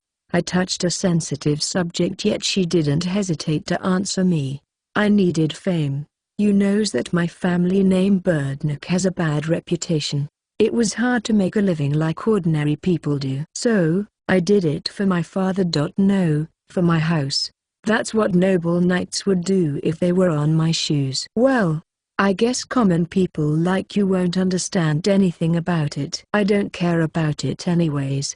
Yet, she ended up speaking unpleasant words as always. To be honest, unlike Carrier Birdneck, I grew up as an orphan. Yes, I don't know anything about her life but I don't intend to even try to understand her. I never had parents. If I were to have a slight grasp of what a household with a family feels like, then Ms. Nins and Ariane were the closest relations I always had in the first place. For the house and for my father, I will surely. I was looking at Carrier Birdneck's silver hair. I never really paid much attention to it, but her hair had a very interesting color. On that moment, I pondered about her most recent words. For her father's sake, I wonder what kind of person is her father. Even so, I was a little surprised to find out that she actually had compassionate feelings about other human beings. Of course, this woman was also in love with our rescue party hero, but other than that, She never displayed much affection. Her emotionless behavior shown in the future still had a strong impact on how I judged her character. Well, is that so? Then, it's good for you. I do understand that in the end you want to make your father proud. Hey, you bastard. What the hell are you talking about? There's no way you can possibly understand me. Be more respectful, Kay. You are a commoner, while I am from the night class. Even a child would know who is above who. Got it? Carrier Birdnook was angry with me. But at the same time, she smiled a little bit. There's no way this woman would have a graceful expression. Now that I mention it, I do not remember seeing this woman's decent smile. Her superior attitude because of her night class was not that irritating to me. Certainly, the carrier Birdnook from the rescue party behaved with more cruelty towards me than her past self. Dear guests, please don't move around inside the carriage or the wheels will oscillate. We are currently crossing a rocky terrain. Understood. The coachman turned around as he noticed that we kept moving around in the carriage. Afterwards, Carrier Birdnook stopped moving herself as instructed by the coachman. In a second blowing sound, we heard a sound that felt like it cut through the wind. The carriage lost its balance. There was a huge disturbance on its course as we kept hearing cracking sounds. Besides the windy sound, the cracks we heard came from the wheels of the carriage. We noticed that the wheels were broken. We could sense blood in the air as well. I looked reflexively on the sound's plausible direction. I was perplexed when I saw the front of the carriage. It was the worst scenario. The coachman was the main target. A single arrow shot him. However, the arrow pierced him so aggressively that blood spilled everywhere. There was blood in the air because of the strong wind. I could sense the smell of iron as the air became red. The coachman's body became like a wooden puppet and fell down from the carriage. We headed directly to some trees. Get down! Carrier Birdnook shouted aloud to lie down on the floor. The horses became uncontrolled because they lost their rider. The carriage was more unbalanced as the horses gained speed. Repeated blowing sounds. The same sound echoed several times at this time. Our faces became pale and our knees began shivering. Bow and arrow. A ruthless weapon that could kill from far away. It was beyond our reach. However, if it was a sword or a spear, we could manage ourselves. But with a bow and arrow, we cannot defeat it unless we kill the user. We can't protect ourselves with the carriage going randomly like this. For now, we need to lie down and hide our appearances. We covered ourselves with the luggage. After that, we had to wait patiently. Just endure. There are no other options available to counterattack the arrows. Even if Carrier Birdnook is with me, both of us are swordsmen. We can't see the opponent. Nonetheless, our enemy's arrows will eventually run out. I won't let them take my life. We have to hide and wait. Blowing sound. The arrows cut off through the strong wind and pierced mercilessly on the damaged carriage. The floorboards were ruined. The carriage was destroyed in the process. The cargo was destroyed as well and the horse fell to the ground. The carriage finally stopped moving. 5 horses were approaching us from the distance. I noticed 5 armed men riding those horses. Is he alive? Apparently. I think he survived through the brink of death. I looked inside the remains of the broken carriage and I saw red everywhere. Although the branches of the trees created a shadow over the blood, the reddish color was clearly visible. Our horse was still attached to the carriage. However, it couldn't move because it was hurt and exhausted. It ended up dying on the spot. It was far from being a pleasant sight. I heard many people say before that we sacrifice these animals for our greater causes. I'm not sure if I should agree with those remarks. The 5 cavalrymen that attacked our carriage surrounded me with small-sized spears. I was cornered and outnumbered. A man wearing a helmet spoke before me. He looked like he was their leader. 3 of you must keep vigilant of our surroundings. I need just one of you to search through the carriage remnants and bring any documents you could find. Leave this one to me. 3 of his subordinates started to search through that wreckage. I was trying to get up, but my legs were too numb. Every piece of wood was painted in red. This horrifying scene would even shock those who are familiar with terrible battles. The coachman was dead. Surprisingly, the silver-haired woman was covered in blood too. I was so shocked. I only saw lifeless bodies. But these people were just decoys. They were too defenseless for people who were supposed to carry crucial documents. There was any resistance. He was observing me while his subordinates kept searching around. His words made perfectly sense. Yet, they still attacked a defenseless carriage. In fact, even before the attack, the possibility of this scenario happening was extremely high. However, we tried to decrease the possibility of them finding out about our real purpose by dressing up to look like ordinary people. But now it seems it was all for nothing. I'll need to put up a fight. I must protect the letter and deliver it on time. However, not everything was going according to plan. I think this is it. This letter was standing next to that man. Okay. Does it has wax sealing? It seems it really has. But I don't know if it's real or false. Someone like him mustn't read the real contents of the letter. As I muttered, the man with a helmet raised the open red letter towards the sun. The bright light illuminated through the letter and a light watermark appeared. I thought it was a strange color. It was pale red even if it was blood. Maybe the person who had that blood had low pressure. That would explain the fainted red. The letter was heavily stained. The contents were hard to read even in the sunlight. I came to realize the imminent situation. I can't let him examine that letter. I must stop him at any cost. I thought of going behind his back and strangle him like a snake, but I was outnumbered to accomplish such feat. My breath was disturbed. I have to kill the enemy. When? How? I have to take him down or it will be too late. I need some urgent backup. All of my worrying thoughts ended up in vain. I had no time to think of a solution as I saw one of the men's throat being cut with a blade. Another of his subordinates' throat was sliced by the silver-haired woman. She was supposed to be dead as her body was covered in blood. She had faked her death. Her blood was pale just like the blood in the letter. Wait, that's not blood. That's some kind of juice. However, the blood was real this time. She had cut those man's throats. There was spilled blood on the ground. It was a vivid and darkish-colored blood. Yes, now that's a familiar blood color. Hope you all have a great weekend. See you next week. A Wish to Grab Happiness Volume 1, Chapter 13. Chapter 13, The Frontier of Fort Colliden. The silver-haired woman wielded her sword like thunder. A man on his horse didn't have to react and was slashed, preventing him from escaping. The blade from her sword was wet and darkish red as she cut the man's throat. It was a splendid surprise attack as only one rider managed to escape. He escaped in a hurry without turning back. It was to be expected, as this scene would make anyone lose its breath and run as if his life depended on it.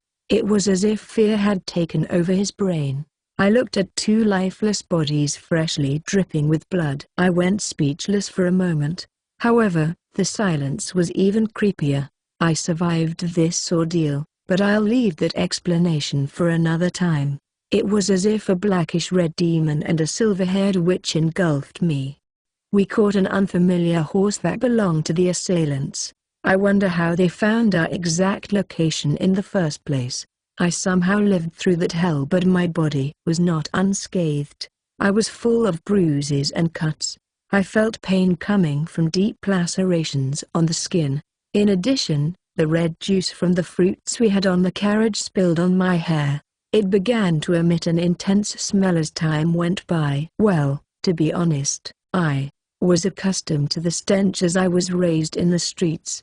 Yet, this smell was so bitterly sweet that began to torture my senses. Hey you, the assassins seemed more competent than an adventurer like you. Carrier Birdnook was holding the reins of the horse right in front of me when she turned around to profess those despicable words.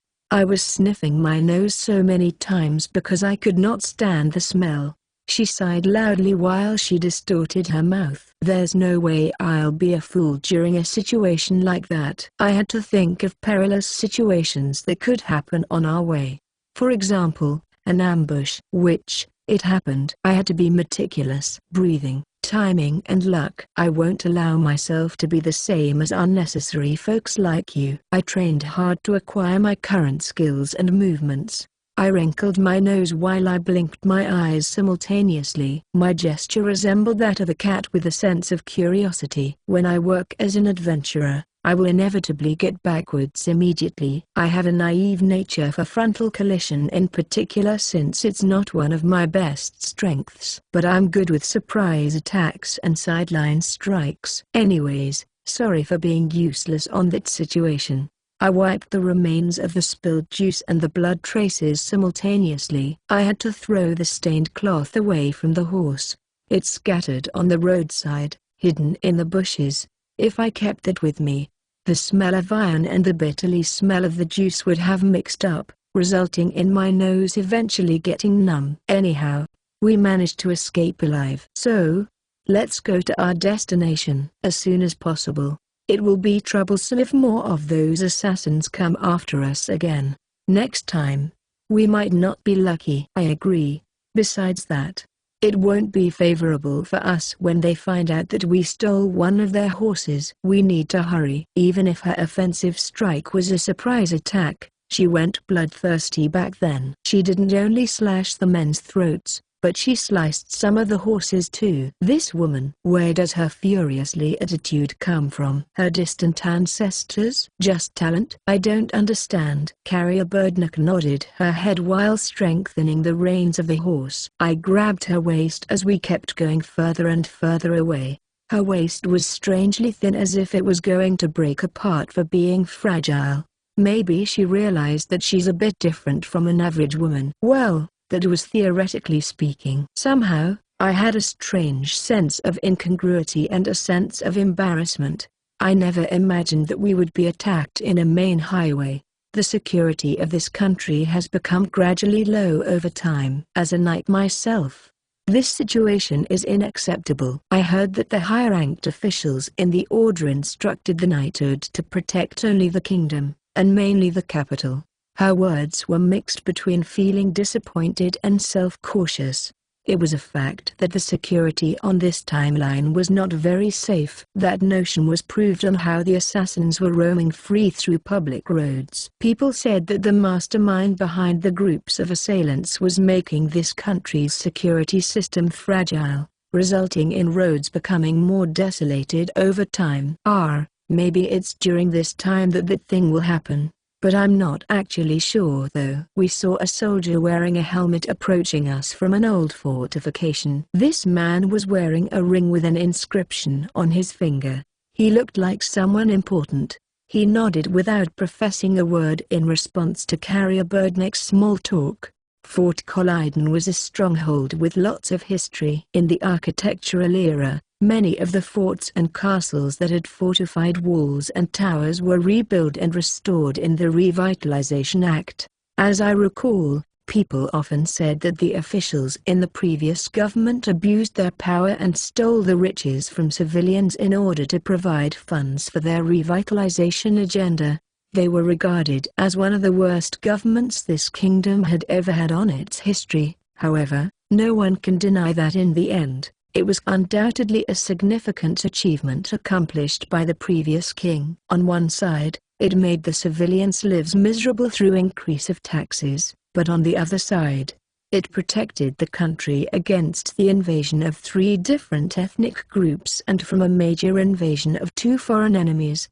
Yet, the only remaining military structure from that age was none other than Fort Colliden. It was hard to breach this fort mainly because of its topography.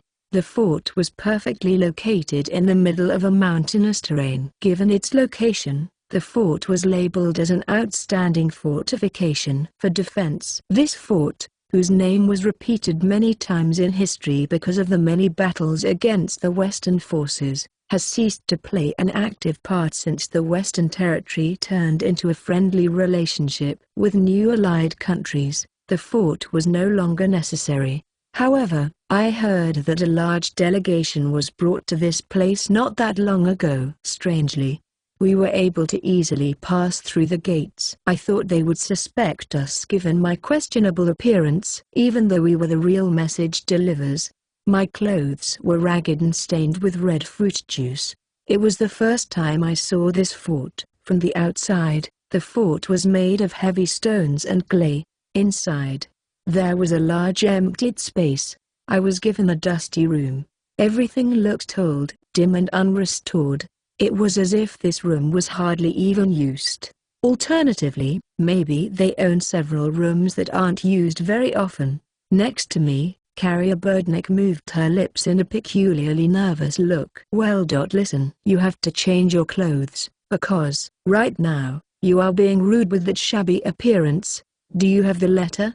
I took the letter out from my pocket. It was wrinkled and stained with the red fruit juice. It no longer looked like a regular letter. Carrier Birdnick took the letter as she tried to undo the obvious wrinkles. While she kept doing that, she gazed at me as she moved her eyebrows aggressively. She looked awfully mad at me. However, we only came to deliver the letter. Why were we given a room to sleep on? I scratched my nose as I was lost in my thoughts. No matter what kind of work the adventurers do, they are rarely allowed to pay homage to a high-ranked official or even congratulated for the effort. We, adventurers, only do the job that requires us to do. That's it, if I remembered correctly. For most parts of my job as an adventurer, I did what I was supposed to do, then left immediately. I thought that this quest was over when she went to give the letter to a superior officer. Maybe this time is different because she accompanied me. I rolled my eyes as I sighed deeply. Commander, you need to behave more carefully. This seemed strange. Carrier Birdnick was desperately trying to look appropriate for no apparent reason. I looked at her while I held my chin. Come to think of it, I never knew the reason why she accompanied me on this particular quest. There was no doubt that she had some personal errands to do besides delivering that letter. Well, I guess in the end it ended up okay. I managed to complete my quest. Nonetheless, I still don't know why she involved an adventurer like myself on her personal business. Cracking sound. A large wooden door opened with slowly as a man came from inside. That man had rough and sharp eyes. He had a visibly big scar on his right eye. Unlike my shabby-looking clothes, he was dressed with well-prepared garments. Well, the garments were not luxurious, but their quality was not cheap either. At least, he was different from ordinary people. His ornaments were not spectacular as well. However, they were nice enough to know that the quality of the goods were above average. Besides that, he carried a sword with a golden handle on a scabbard around his waist. I clearly saw that he had an engraved coat of arms on the scabbard. No doubt, this person was. It's been a long time, Father. Carrier Birdnick greeted that man with a deep bow while she keeled on the floor. She kneeled on a cobblestone near the frontier of the fort. You mustn't call me that while I'm on duty, Carrier. There was no mistake. This person was the father of Carrier Birdnick. He was the head of the Birdnick house. This person was called Barbridge Birdnick. This season's Tate no Ya Shop is pretty good. A Wish to Grab Happiness Volume 1, Chapter 14. Chapter 14, Father and Daughter. Barbridge Birdnick. He was the current head of the Birdnick family and Carrier Birdnick's father. I heard that he was the one who led the Birdnick house after it fell to the night class. He was a person regarded with military esteem until his family downfall. People often said that he had an unusual but profound knowledge of arts and politics. However, once I saw the war injury on his right eye, it made me think if all the information and bad rumors about him were actually true. However, most people thought that fighting in the front lines was the best way to live. Therefore, many people might have a grudge against him for not participating in the last war. I also noticed the insignia of the governor of Fort Colliden on his clothes. The decoration of his scabbard and the insignia were actually well-matched designs. Barbridge Birdnick pointed on my direction. Carrier, is this your servant? Yes, Father. I apologize for my imprudence, my lord. Not quite actually, but he is something similar to that. Did she not speak casually right now? I stared at the cobblestone while I rolled my eyes. I wanted to pinch my mouth and correct that misinformation. No matter what happened between us, there hasn't been any situation where I agreed to become Carrier Birdnick's follower. Even so, I was not allowed to speak or raise my face because of my poor background. If common people like me were to stand up against a head of a night-class house, he would have permission to cut the offender's neck. That was something that didn't involve any kind of justice, emotion or interest. The aristocratic society and the knight society were far from the common people's way of life. This country had the custom of a hierarchical procedure, and they made sure to remind every person of that system. Barbridge made a big sigh and spoke to us, to be exact, mainly towards Carrier. I've seen you pick shabby followers before, but I can see that you chose a seemingly good one right now. What does that mean? This person threw a few random words abruptly that didn't make any sense whatsoever.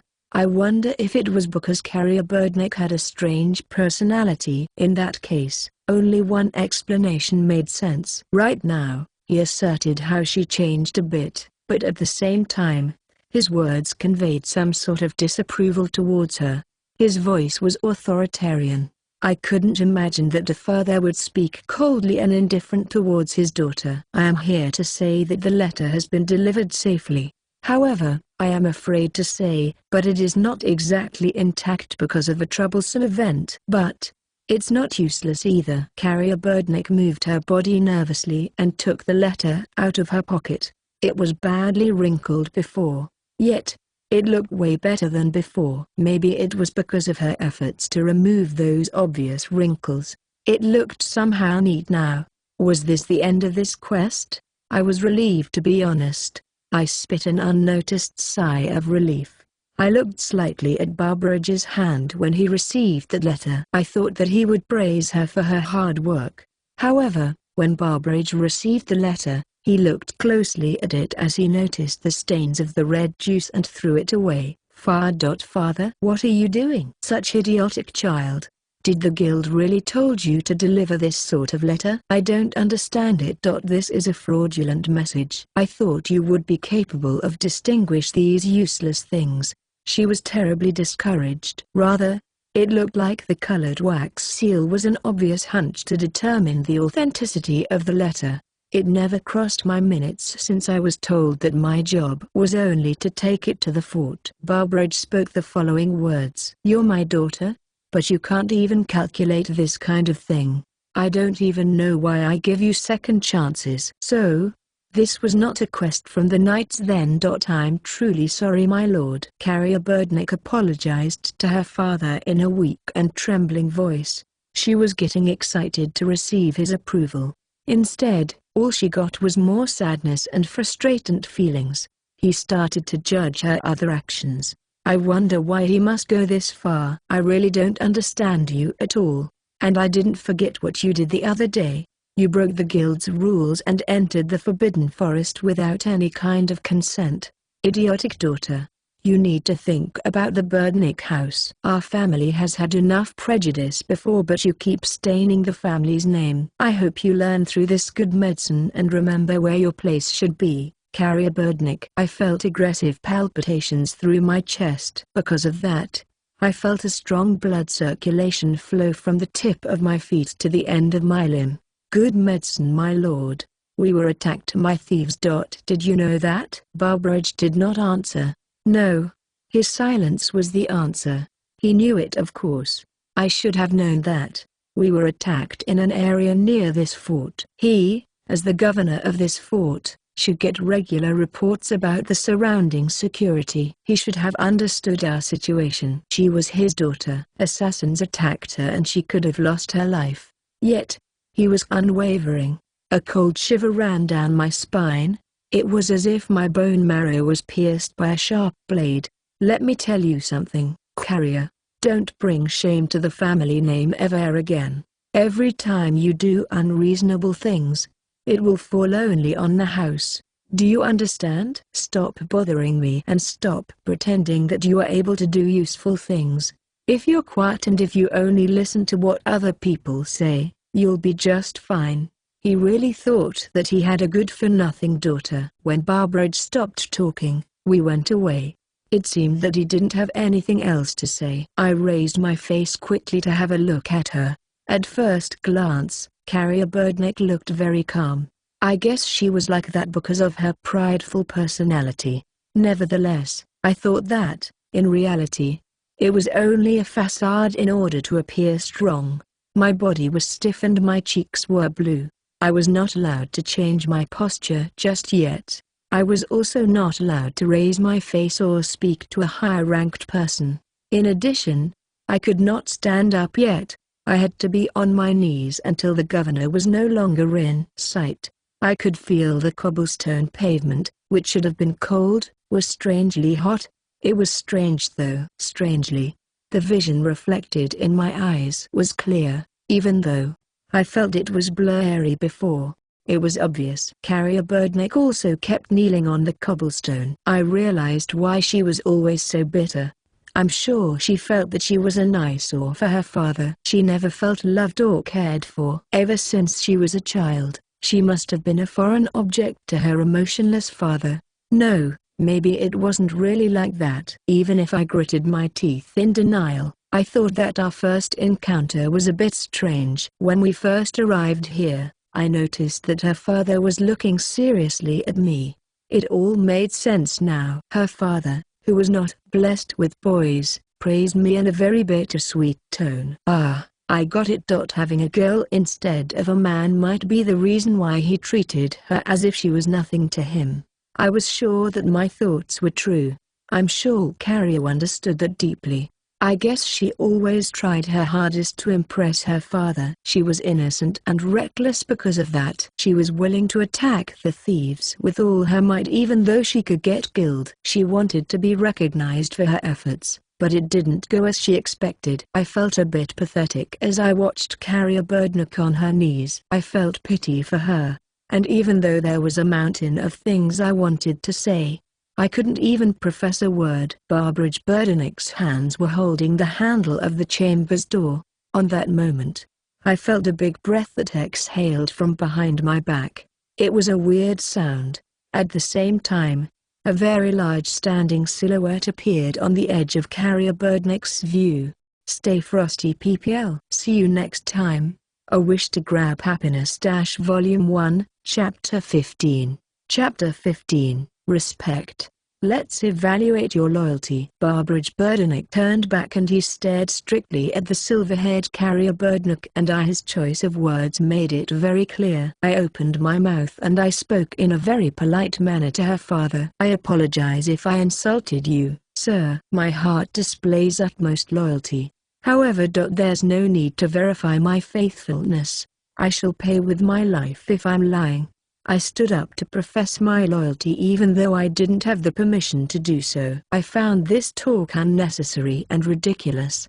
This was getting out of hand. This man was trying to test my true commitment. Right now, I was being submissive to those who had the power to control others. If you understand, then prove it. Get on your knees. If you act with prudence, you will be forgiven and your allegiance will be recognized. I wondered if his words really meant respect for me. For example, to find a way to prove that I was capable and loyal to him and to his daughter. On the other hand, he could be trying to find a way to ridicule her failures by using me. Barbara was gritting as he breathed heavily. I couldn't see his true intentions. The only thing I understood was that he wanted to show everyone that he was a tolerant man. But I misunderstood. Not tolerant actually. Loyalty was the only thing he had in mind. Why should I be part of this little show? I had enough of this absurd talk. I'm not a squire of Carrier Birdneck. I don't have anything to do with her. To show loyalty to her, sir? I don't like her. Sir, you're misunderstanding the situation here. That's it. There is no way I would be her follower. Never. Carrier Birdneck's face turned pale. She wasn't allowed to move yet, but she was visually upset. But it was already too late. Carrier Birdneck. All the words were spilled from my mouth. I stand for myself, not for you, Sir Birdneck. neither for Carrier Birdnick but for myself. Yes, there were people chained to others of greater importance. But I had my pride and interests. I had my own life. That's why I couldn't be bound by this allegiance. I only had myself and only myself to take care of. My heart feels dejection and hatred. Sir Barbridge Birdnick, you only care about yourself and loyalty. But you trampled on my respect for you. You stepped on me as if I were nothing. I had enough of this. I got up and put some chewing tobacco on my mouth. I felt a unique scent that drifted into my nose. Indeed. This was a very refreshing feeling. I was ready. I had nothing but my resolution. My heart was prepared to die. On the top of that, I said what was on my mind. That's why it felt so good and refreshing. I see. You are a fool to speak like that to your superior. He spoke as if he was declaring my last moments. I'll be the one to die because of my actions. That's why I said you misunderstood, sir. You are an arrogant person, unable to care for other people. You don't give a damn when you trample on the weak. Yes, I dislike that woman who is unable to put up a front against you. But her sword skills were unquestionably authentic. I gritted my teeth and garnered the courage to speak further before the guards came to get me. It was not enough. I had to spill all the resentment that I felt on my heart. I spilled all in one go. I felt anxiety, but I continued speaking. I can guess just by looking at you. It's humiliating to be treated like that when her sword skills are commendable. I am astonished for the fact that you trampled on her efforts without mercy or recognition. Such humiliation, such resentment. She suffered a lot to wield her sword well. She must have been thrown in the mud many times. I had respect for her. I had a sincere respect for Carrier Birdnick's determination to improve herself. I knew that her swordsmanship was not only talent but also hard work. But what's up with this guy? He insulted her and the dignity of a sword. He trampled on her accomplishments. Furthermore, besides that, Sir. How can a father treat his daughter like that? My insides are boiling hot. You really crushed the respect I had for you. I continued spitting words from my mouth. My throat became boiling hot. I didn't stop. I couldn't stop. The truth was. I was in a rage. I didn't understand the reason why. I should have been happy deep in my heart if that disgusting woman was abused like that. Even so, I had completely different feelings. This is enough. Remember your words, boy. Guards. Many guards rushed to the scene while I breathed heavily. I had an irritable expression. However, it didn't matter. Such things were trivial for me now. Not yet. It was not enough. My anger, my resentment won't end like this. The hostility against Lord Birdnick will not fade away with such actions. Listen well. I don't care what you do to me. What? Something was pointed towards my neck. Carrier Birdnick took her sword from her scabbard while she bit her teeth. Strangely, it looked like her eyes were overflowing with tears. My breath was interrupted momentarily. My vision became white. Why, Carrier Birdnick? Don't get in my way. I no wonder why. I truly disliked a woman like her. My body fell on the floor. My consciousness disappeared as I laid in the cold stone pavement. Guards, take this man to prison. Carrier Birdnick's cold voice echoed through the surroundings. The guards rushed in a hurry after they heard a loud voice that resembled a beast. Maybe it was a mistake from her part, because the situation went astray. Her father had two men with ragged green clothes come instead. No. Cut his neck on the spot. It was the voice of Barbridge Birdnick, the governor of Fort Collyden. Carrier, you have to consider what this unlawful person did to us. It will be an insult if you show him pity. I am aware of that. Thank you for your consideration. Carrier Birdnick spoke with her head low on the pavement. It was as if her forehead was touching the cobblestone. She looked unusually like a weakling. However, it was mysterious, because I also felt a strong attitude beneath that submissive stance. Certainly, this man is a great sinner who disrespected you, my lord. But this person is indeed my servant. Therefore, it is my responsibility to atone for his sin. Carrier Birdnick wanted to find a solution. I can't seem to understand you. Then, at what consequence? You know that I won't be merciless with you just because of the parentage I share with you. It was an unmistakable deal. This deal was not meant to be conducted by a father and daughter. It was as if they were not even related to each other. Both their remarks had some sort of second intentions. Yes, my lord. I don't know. It's just as you said, my lord. She spoke with a calm voice while lowering her jaw. In one sense, she looked like she separated from herself. It seemed like the one speaking was an alter ego. I believed that Carrier Birdnock's heart was conflicted by this situation. What should I do to help her? Why is this man desperately trying to humiliate his daughter? He was a really rude man. He abused its people and treated them as if they were nothing. Extremely rude and ridiculous. But still, I was sure that she wouldn't let me die after what she said. Even after we spent years, decades together, she never really abandoned me. I did believe so. I will punish my servant. Okay, guards. I order you to whip this man. You can't kill this man, but you can hit him severely. The guards, who were in the middle of two different commands, were extremely confused with the father and daughter fierce exchanges. They finally took action after the commander made a sign to the green-clothed men to retreat. And Carrier Birdnock seemed to know what her father would profess. Maybe it was what her father truly wanted from her. Until now, she enjoyed the will of freedom and the right for protection that the Knight's Order provided for her. You will leave the Knight's Order and return to your territory. I ask you, the reader, are you entertained? Are you entertained? PSST, next chapter it gets worse. A Wish to Grab Happiness Volume 1, Chapter 16. Chapter 16. Carrier Birdnock was a nasty woman. I felt excruciating pain every time I breathed. Even if I moved my finger slightly, I would feel as if I was pierced by 1,000 needles on my back muscles. My skin on the back was torn. Flesh was bare. It truly bothered me. I felt so much pain that I couldn't even sleep for a moment. Did Barbridge Birdnock really wanted to torment me and kill me for insulting him? That would make a ridiculous story. I was laid in the cold pavement of the dungeon. Everything was cold and the air was stuffy. When I breathed again, I felt that excruciating pain. That was a foolish thing to do. It was Carrier Birdnock. I tried to speak to her, but words didn't come out from my mouth. Only a slight sobbing came from my mouth. It was a trembling voice engulfed with pain. I was visibly in bad shape. I had difficulty to open my eyes because my eyelids were swollen after the guards beat me. Good, don't talk. You are an idiot.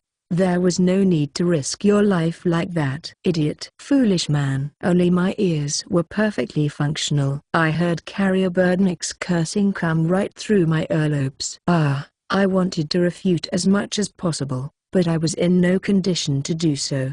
You can't even open your eyes. Hey, don't open your mouth. It will hurt more. You have to be patient for now. She brought me a wooden container. My mouth was full with mucus, therefore I tried to spit it out. However, as I pushed that bitter mucus out, I felt my whole body in agony. I had a lot of pain on my wounds just for moving my neck.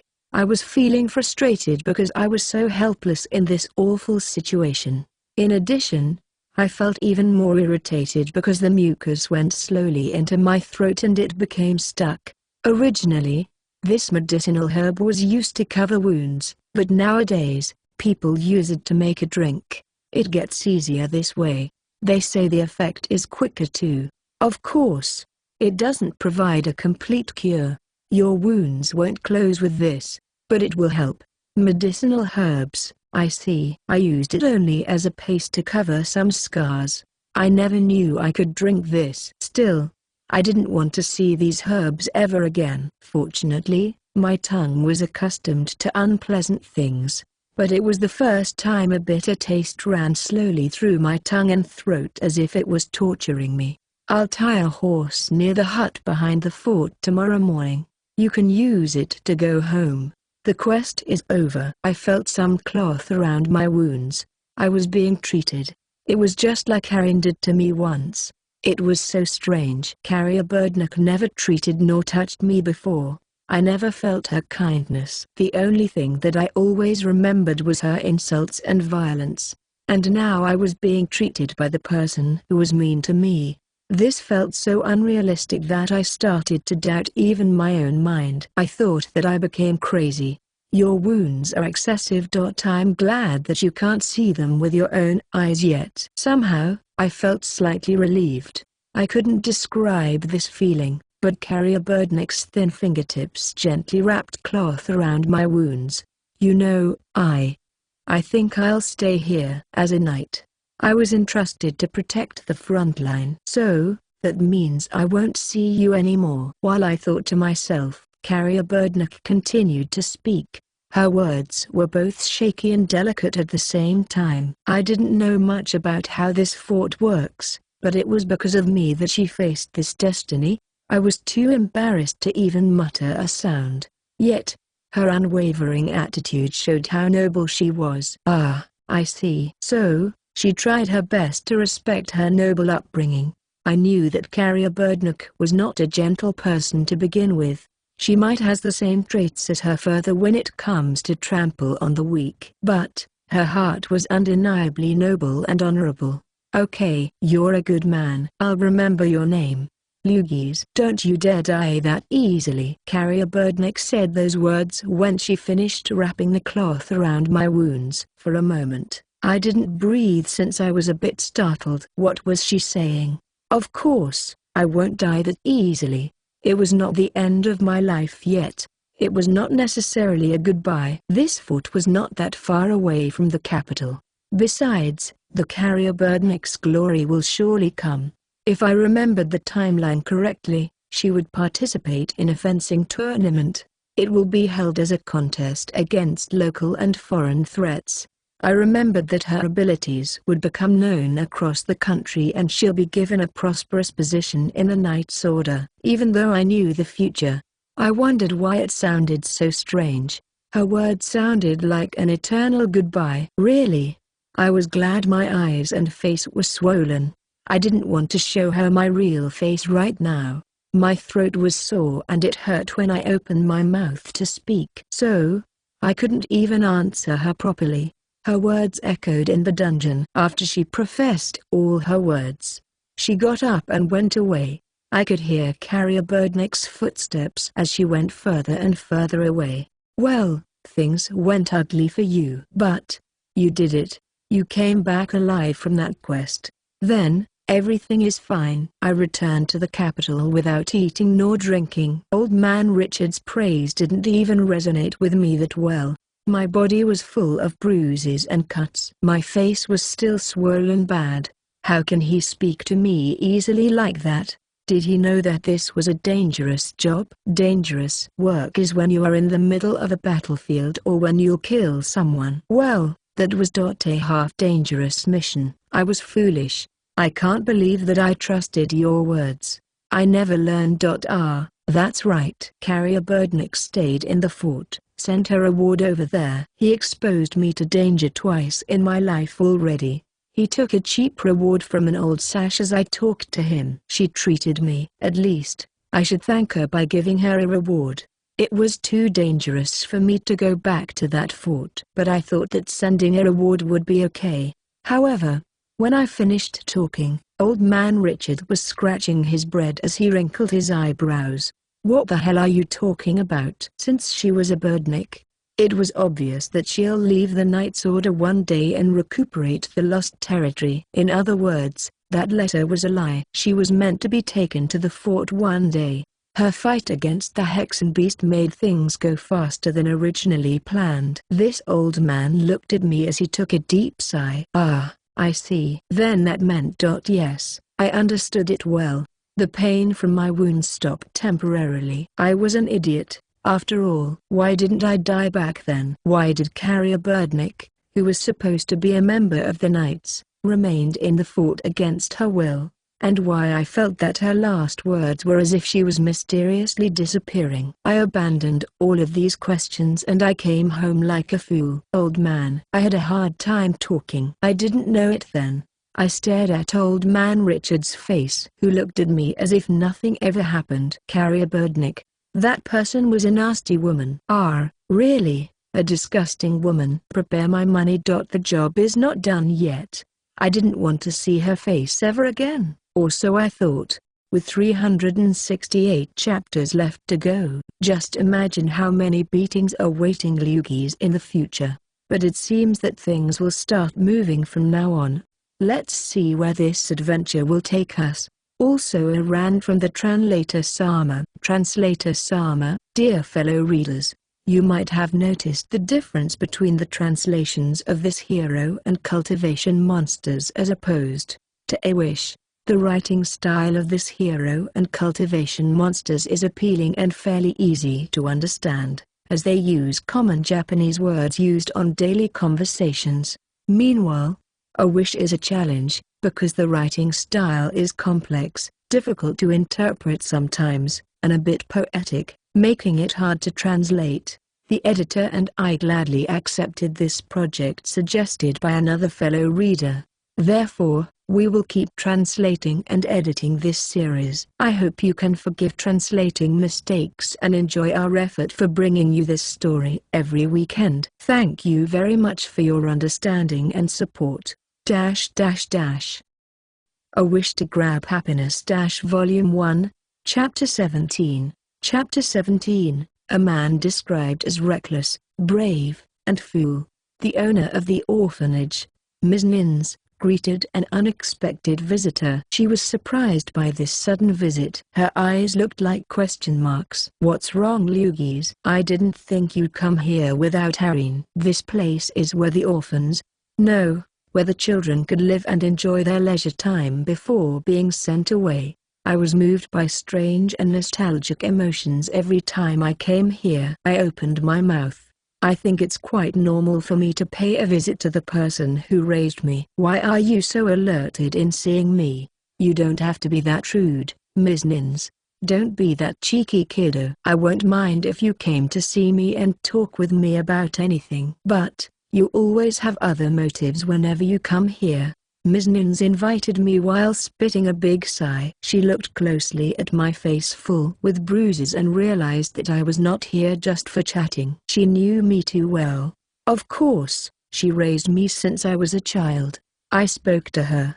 I don't have other motives, but I came here to tell you that I heard some rumors about wild robbers. Besides that, I heard that some people are using their power to subjugate the local priests. People say that the northwestern region is engulfed in chaos. It's getting dangerous these days, so I came to warn you. I didn't hear about any of that. If you came to warn me about my deeds, you don't have to worry. I don't care. I believe that I am a saint. No, I won't. Okay then, I have a favor to ask you, Ms. Nins. You have some connections on the autonomous city of the East. Am I right? The other day, the tavern was cheerfully noisy. Everyone stretched their hands on various kinds of jars. The tavern owner opened a new barrel full of wine. Everybody was excited. The wine didn't taste like it usually does. It had a strong fragrance and taste, perfect for our minds to go numb. Everybody was utterly enthusiastic by the taste of the alcohol. I was in the middle of the tavern.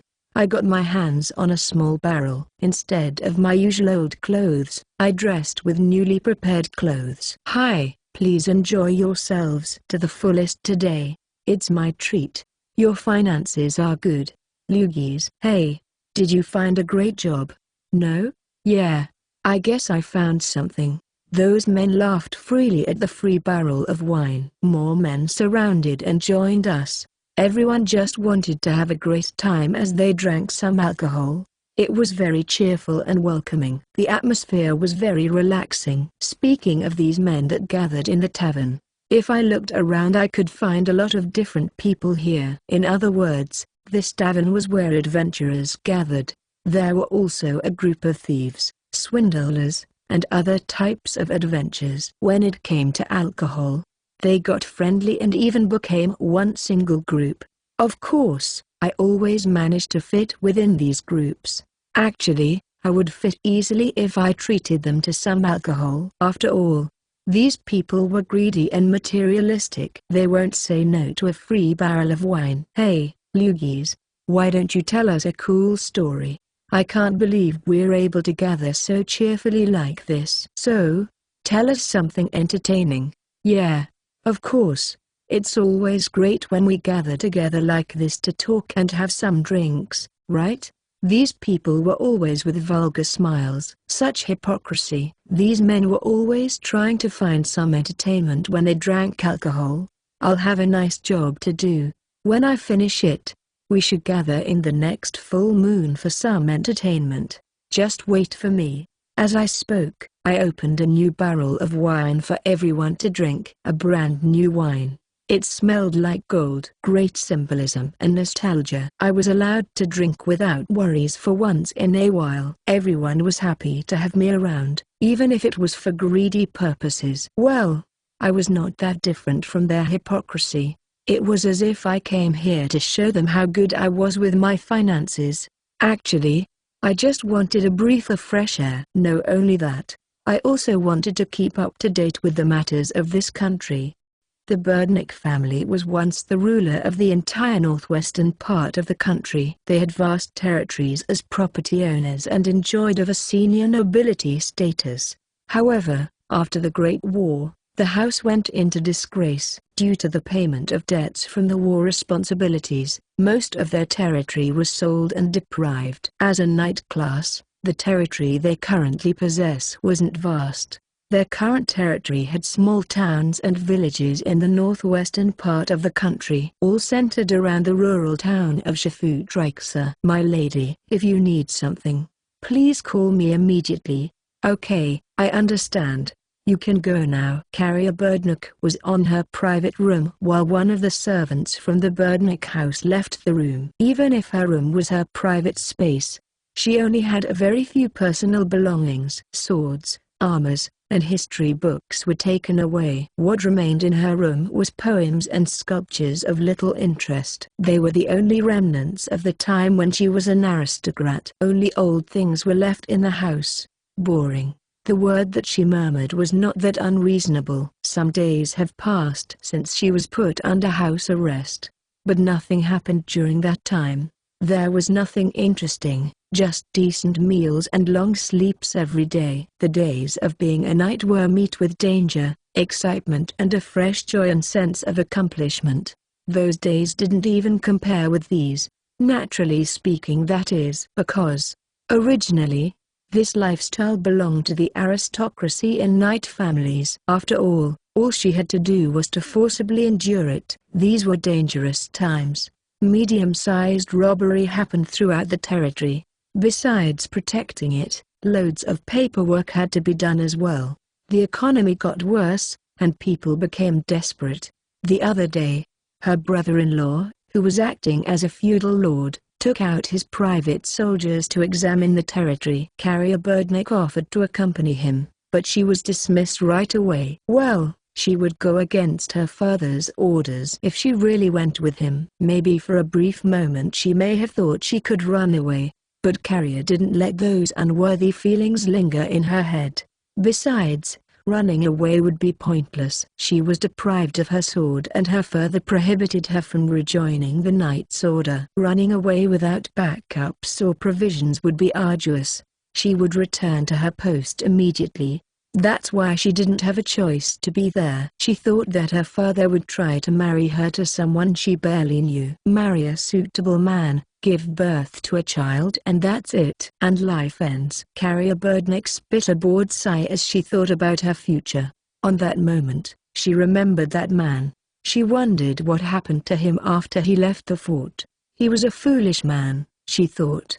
Not only did he recklessly charge against the Hexenbeast with 2 rusty knives, but he also stood up against people of higher status.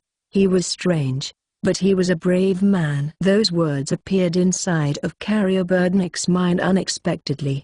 She wondered if there ever was a person who said those words to her father so aggressively but straightforwardly. She didn't remember seeing such a presence before.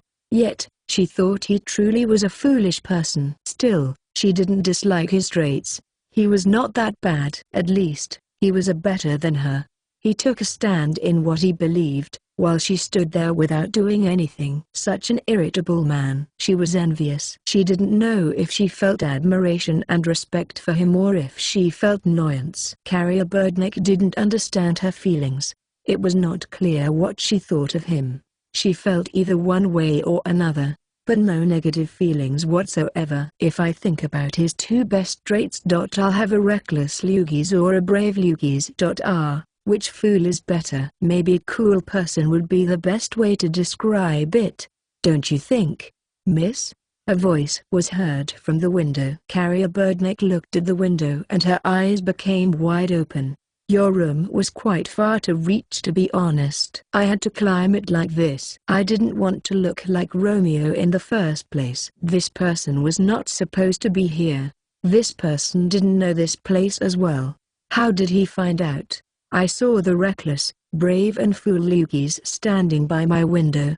A Wish to Grab Happiness. Volume 1, Chapter 18. Chapter 18.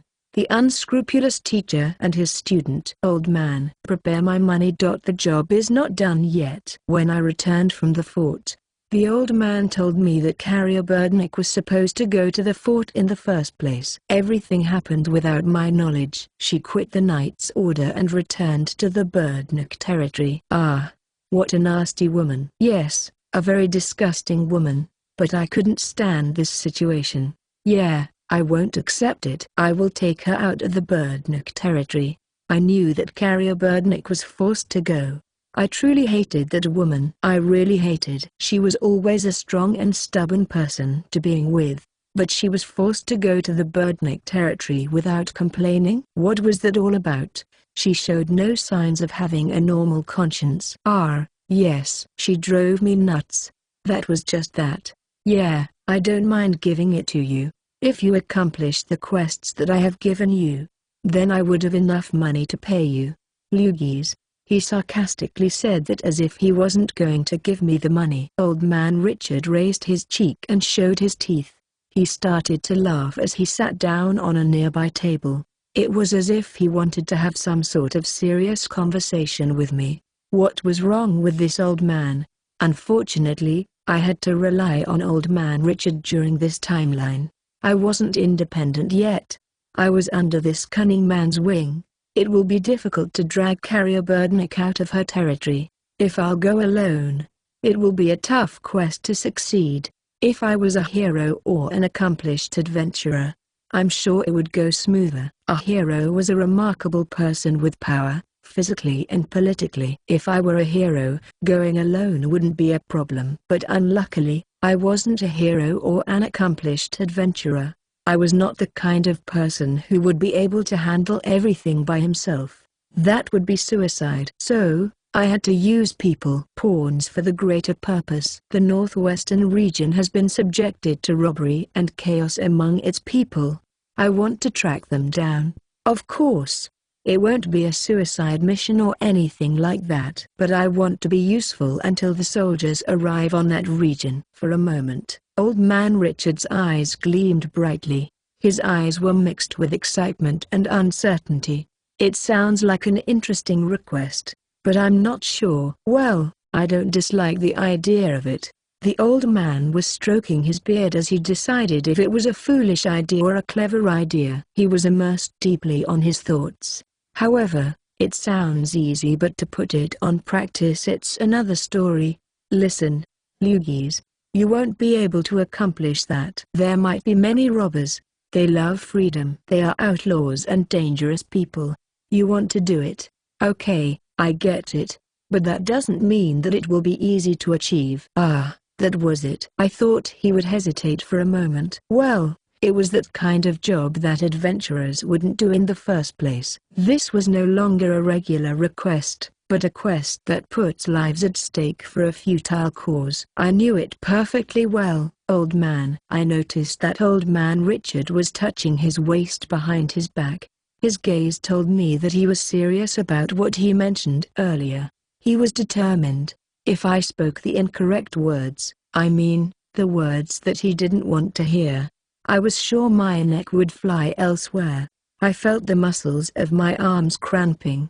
I suppressed my breathing because of this tension. I would be done for if I spoke or moved recklessly. He was looking closely at me. He spotted my single moves. So, the expression changed. Of course. That's why I came here to discuss with you, old man. I just wanted your opinion, that's all. But I thought that, occasionally, one should try doing one or two good deeds, don't you agree? He opened his mouth. He spoke as if he thought I was joking around. Yeah, right. Too bad, but I don't do good deeds. You know that perfectly well, don't you? I was intimidated by Old Man Richard's offensive stance towards me. Why would he care so much if I succeeded or not? I knew that it had a very high risk factor, but he was a drunkard who never cared for other people, much less me. Maybe it was worth for him to keep me alive? This man was a very villainous person with ulterior motives. Then, I opened my hardened throat. Hey, old man. I know that you sent that woman on purpose to the fort under the disguise of a fake letter. So, if you help me with this, then God won't have a reason to punish you, right? His old eyes trembled with rage. On that instant, I could feel his piercing eyes. That was an ominous sign. And that sign was replaced with a black's blade. Metallic sound. I managed to counterattack Old Man Richard's black blade strike with my rusty knife. I stopped the blow that almost cut through my shoulder. I was lucky. Yes, I was extremely lucky. Old Man Richard was still strong as ever. How could he have that brute force and agility after getting that hold? I managed to prevent his attack, but maybe I won't have luck next time. I couldn't read his movements, as I only could hear his heavy breaths. Old Man Richard's sword attacks were unreadable, unlike Carrier Birdnick's attacks, and I didn't remember how many times I lost against him. I just recalled that he seriously parried my sword away countless of times until I improved my stance. His black blade blended into the darkness. It had an unmistakable murderous intent. I only had one knife left. I will need to focus on my swordsmanship with just this item. I remember really well the basics of swordsmanship that this old man taught me in the past. I wondered how a vigorous man like him died in the first place. After he took a deep sigh, the old man lowered his black blade and drank a glass of alcohol. How much do you know? I wonder how much I knew about it. I never questioned his motives before. I just used that to my advantage. Actually, I thought this strategy would be meaningless. Well, it all made sense when I spoke with you when I arrived here. I just know it roughly though. I couldn't hide how startled I was when I avoided that ferocious blow. I was sweating from my forehead when I answered him. At the time of the last Great War, a senior nobleman of the Birdnook family didn't attend the most important meeting held in the country. It generated a lot of confusion because of the absence of a family head in the crucial time of the realm. It was a known historical fact. So, why was the nobleman absent from the meeting when he was the head of the house? It was because the head of the Birdnook family died shortly before attending the meeting. He died because of an assault. There was a very large robbery. Of course, the private soldiers tried to protect him. However, the robbers were elite people who hired mercenaries. They acted as if they knew everything about the family members. Curiously, they didn't search for gold, silver or food. In fact, they were aiming to attack the head of the family directly. I wonder if I am reacting like this because of my youthful enthusiasm. Well, I don't think it's a bad thing, you know. To tell you the truth, I can't ignore the fact that that woman is struggling somewhere far away from here.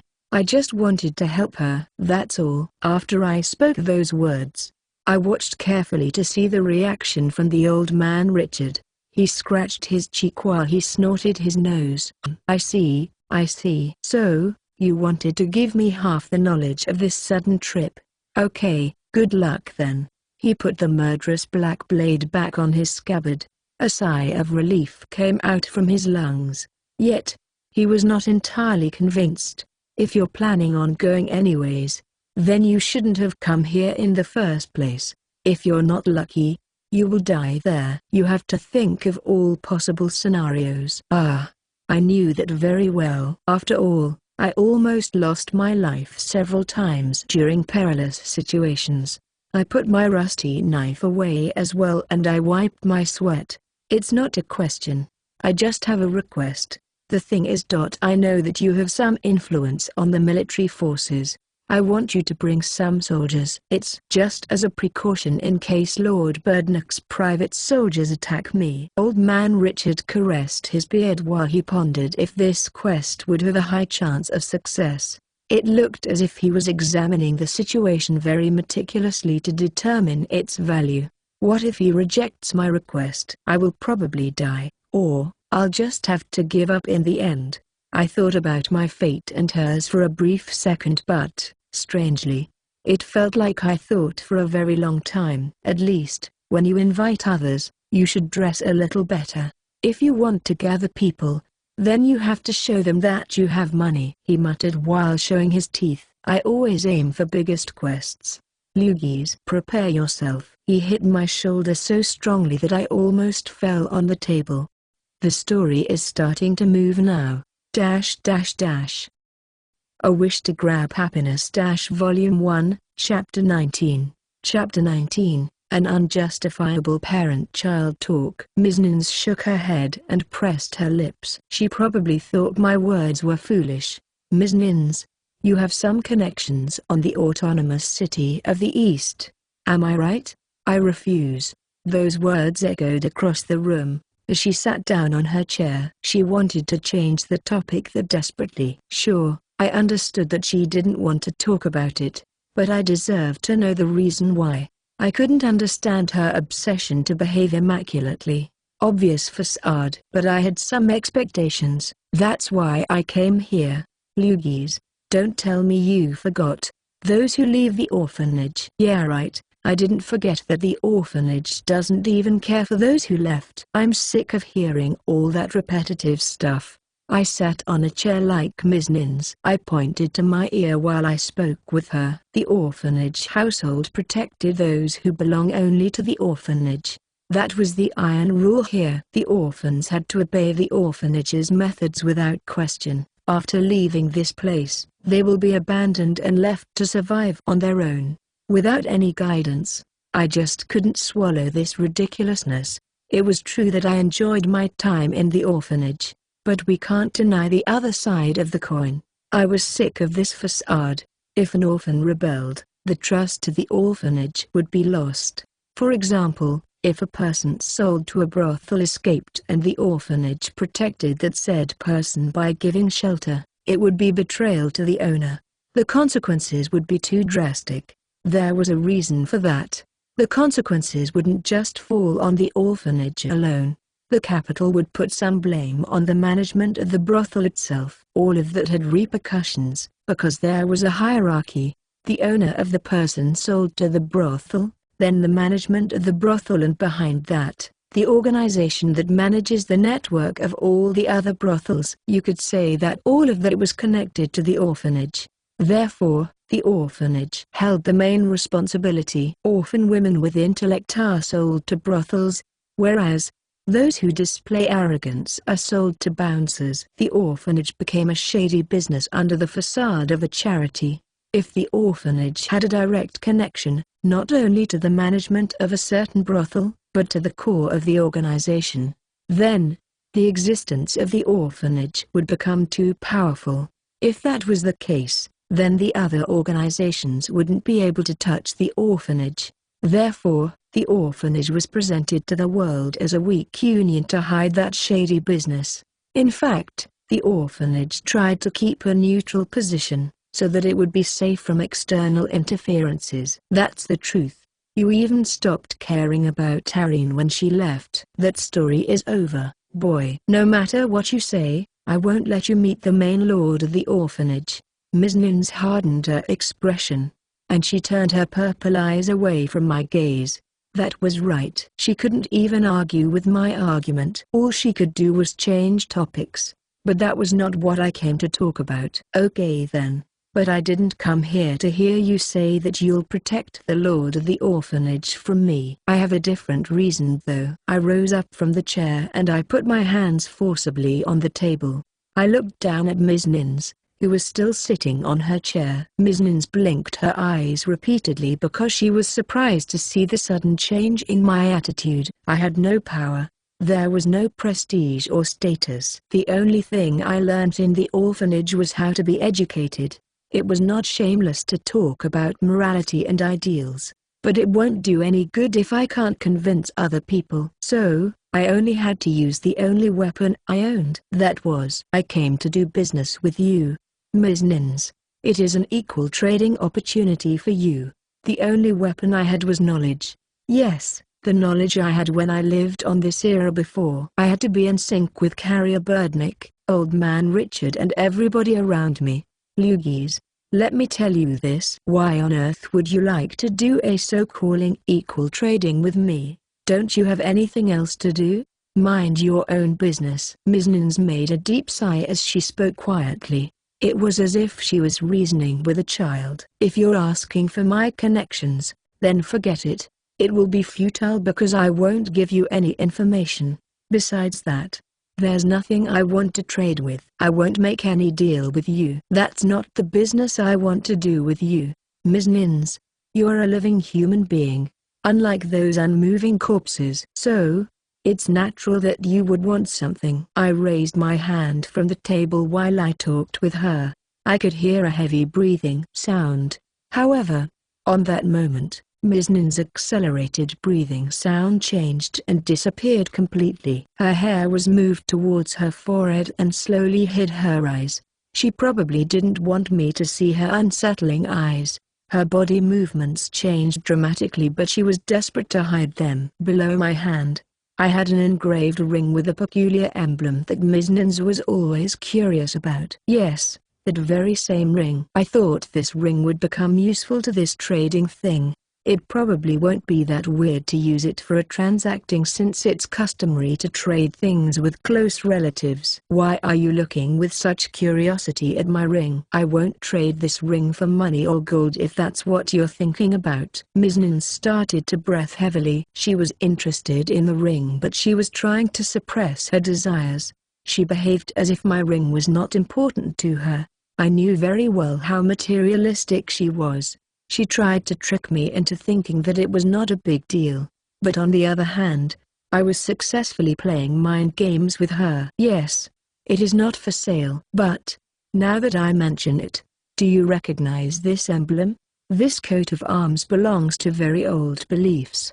The engraved emblem on the ring, Ms. Nins pointed directly to the coat of arms. So I had to use that to my advantage. Every detail was well engraved and everything was symbolic. Her purple eyes blinked ecstatically. I switched the conversation. Who cares about old traditions and morality when this world is on the brink of chaos? Assassins riding horses ambushed me. They were carrying weapons. They were after a letter that turned out to be fake, and yet, they dared to attack Carrier Birdnick, a person from the Knight's Order. An heavy atmosphere brewed inside the orphanage. I had no time to waste here. There was no point in getting into riddles. It was crucial not to show weakness but firm resolution. Telling the truth might have consequences, but it might have a positive outcome. Just tell the facts. That's it. Ms. Nins looked a bit confused. After I took a breath, I spoke the remaining words. Well, I was wondering what to do. You know, the guild is not very helpful in cases like these. If I was the only one attacked, I wouldn't feel a deep grudge, but they broke the rules when they attacked a knight like Carrier Birdnick. That makes me think that the order of this world is going to collapse very soon. The truth didn't matter if I was the only one to be attacked. Low-class people didn't have the right to speak or question the ordeals of this world. But not Carrier Birdnick. She belonged to a great family. Even if her status had degraded, she still belonged to the prestigious knight class. It was obvious that she was unmistakable a knight by the time we were assaulted. Let's get real with this. There was an absurd rumor going on in the taverns that she was attacked and survived because of the goddess of luck. Consequently, She was forced to leave the knights because of her shameful condition. People sure have a quick judgment when it comes to crucify others. I was indeed upset, but it didn't surprise me much, to be honest. The recession and the growing dissatisfaction among the common folks was rising. The high taxes made everything worse. People were furious to pay the very few coins they had just because of maintenance of the country's security.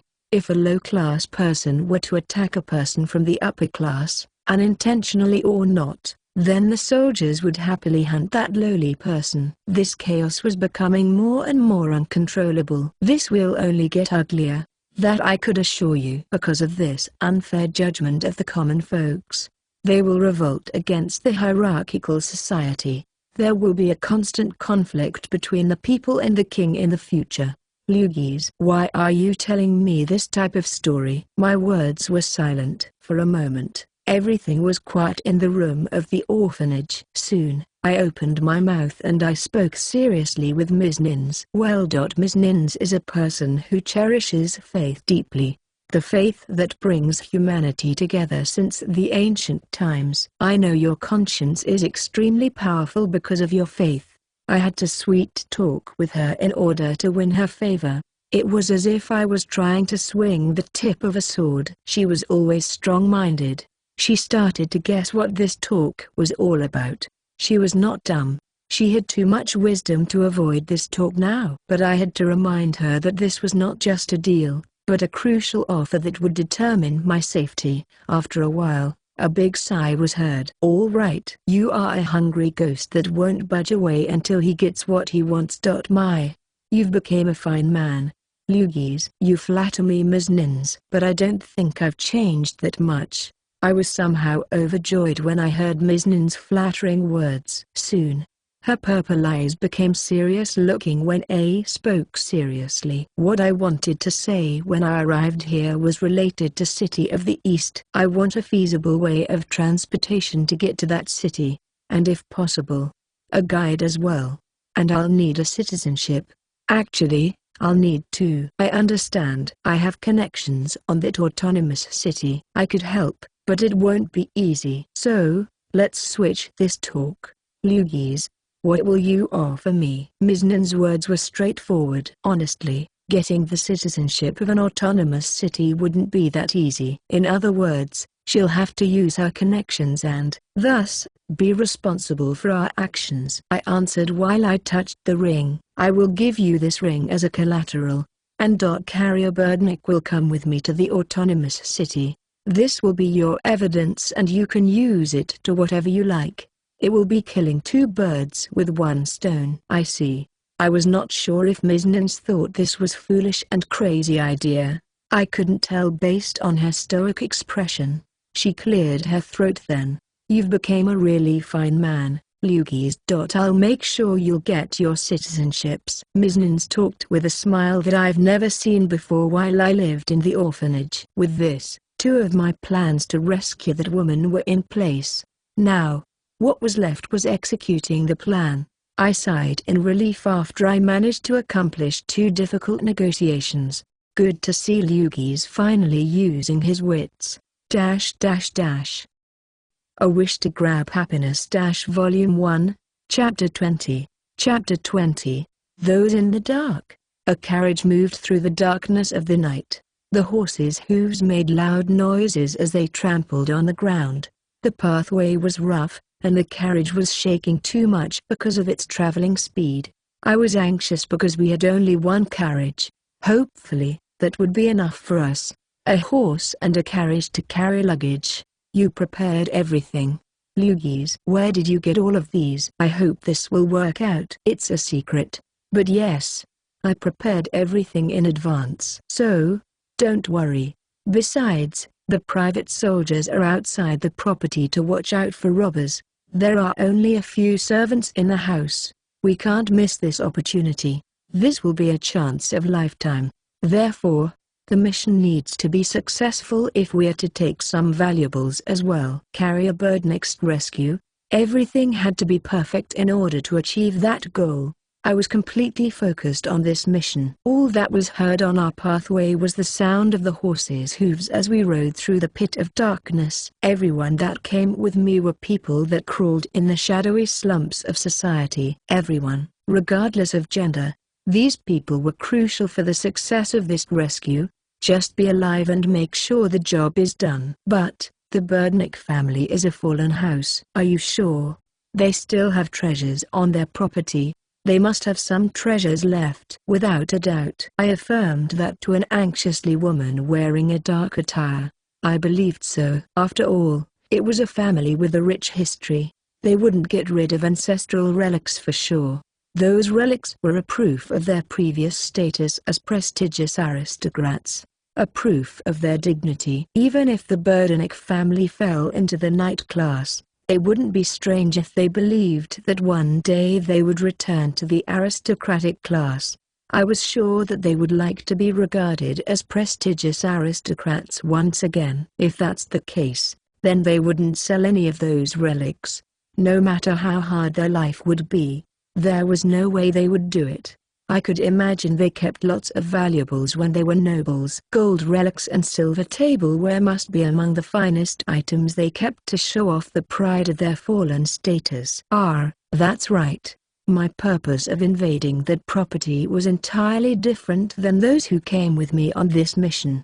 The seriousness of my upcoming actions fell on my mind. I had a puzzled expression on my face. To come up with a plan like this, I can't believe it was Lugis' idea.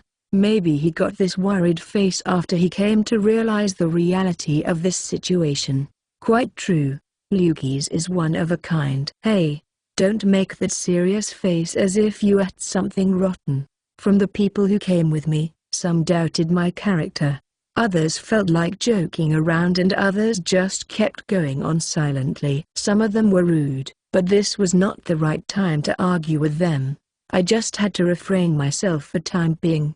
I was about to sigh loudly, but it would be too awkward. Therefore, I just smiled bitterly at them. I just had to pacify this group of ominous people. If I were to describe them more accurately, I would say they would be like common rats, just living through the sewers of the high-end society. They were not even adventurers in the first place. If they couldn't get the dirty jobs done, they wouldn't be able to survive. It was a harsh world indeed. Yes, I was sure that these people wouldn't have good memories of their lives. They were just objects thrown over on the road. Their lives must have been lives of scavengers. They probably had to go through ordeals just to eat a piece of bread. On times of hunger, hungry people won't discriminate on food. They would grab anything they would find, be it rats or insects. I heard that many children brushed shoes of high-class people just to get some insignificant amount of money, but unfortunately, that was not the case for most of them. That's why most of those hungry children became thieves. Stealing was the only way of making a living on this unjust world. It was a life without dignity and it had nothing to do with their pride as human beings. It was a way of surviving day after day. When the day was over, they would wait in the freezing dark of the night for the morning sun to arrive. It was an ongoing fight. No one would help. Living was the only tragedy for them. A tragedy they had to endure every single day. Yes, that's right. It was all because I had empathy for them. I mirrored myself in them. My life was not difficult like theirs, but I surely lived a very arduous life as well. My future self was reminiscing about the past that I went into. So, let's end this. I had to put an end to this cruel and miserable life. Why should I follow the rules of this world?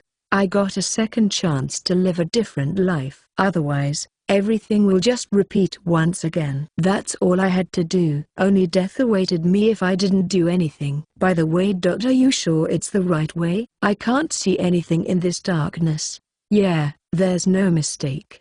We'll get in the south area of the Birdnick territory if we go through this forest.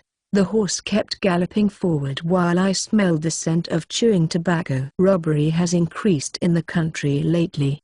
I suspected that the Birdnick property would have more security than usual.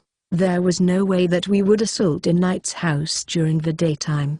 Therefore, I made plans to invade the territory at night. Our presence could be camouflaged in the forest as well. The sooner they found us, the sooner their soldiers would return. If that happened earlier than expected, then this rescue mission would be over. I was neither foolish nor arrogant to believe we could fight against private soldiers. So, all we needed to do was invade the property without being seen. All we had to do was to rescue Carrier Birdnook and rob some valuables in the house. This will be a race against time. As soon as you arrive at the mansion, all you need to do is retrieve the items quickly. Then, you should return to the forest immediately. If we can get those items unnoticeable, the soldiers will only chase after us only when they are notified about the robbery. We just need to get away without drawing much attention. That's the best part. That sounds okay, but... A robust man with a relatively large figure wrinkled his eyebrows as he stepped forward. How are we going to get out of this forest during the darkness if you don't end up with us? Shall we wait until it's morning? Yeah, don't worry. If the plan goes smoothly, we'll be safe. I forgot shortly that I was the one in charge of this raid. This was coming out so naturally that, for a moment, I wasn't aware of my impending actions. Actually, I was proud of myself for doing something meaningful. Of course, I didn't compare with the genius Carrier Birdnook, or with the sneaky nature of the old man, or even with Ms. Ninz's astuteness. But, I won't run away in the dark, nor will I forsake the purpose of this mission. This will be, not only for my companion's sake, but for myself as well. I have a good eyesight during the night. I won't lose against anyone on this matter. The darkness of the night, even the moonlight won't be enough to brighten the surroundings. The forest, the ground and even the sky were engulfed in this darkness. The night covered the air. Everything was undeniably dark. The darker the better. This mission must be carried out during the peak of the night. That's where my true strength lies. Let's do everything we've planned in the darkness. The night was my ally. The movement of the branches of trees in the forest and the shaking of leaves that fell on the ground. Everything was clear on my field of vision. It was as if I held the night in the palm of my hand. It was as if it was mine, the only thing I could control. This was the only strength I had that wouldn't lose to anyone. Yes, even to the man that claimed to be the hero. Lugis, the man of the night. A Wish to Grab Happiness. Volume 1, Chapter 21. Chapter 21, Selfish People. Your room was quite far to reach, to be honest. I had to climb it like this. I didn't want to look like Romeo in the first place. Carrier Birdnook looked astounded when she saw me here. My words of sarcasm took her by surprise. It was as if I came in deliberately from a theatrical display. I looked at her eyes, and she couldn't believe what she saw. Maybe she doubted her own eyes, because, after all, how could Lugis himself appear out of nowhere from her window? Hey you! How did you get here? No, that's not it. Why are you here? It was obvious that Carrier Birdnook looked a bit upset. Her silver eyes were widely open. She was shaking her fingers as she slowly opened the whole window.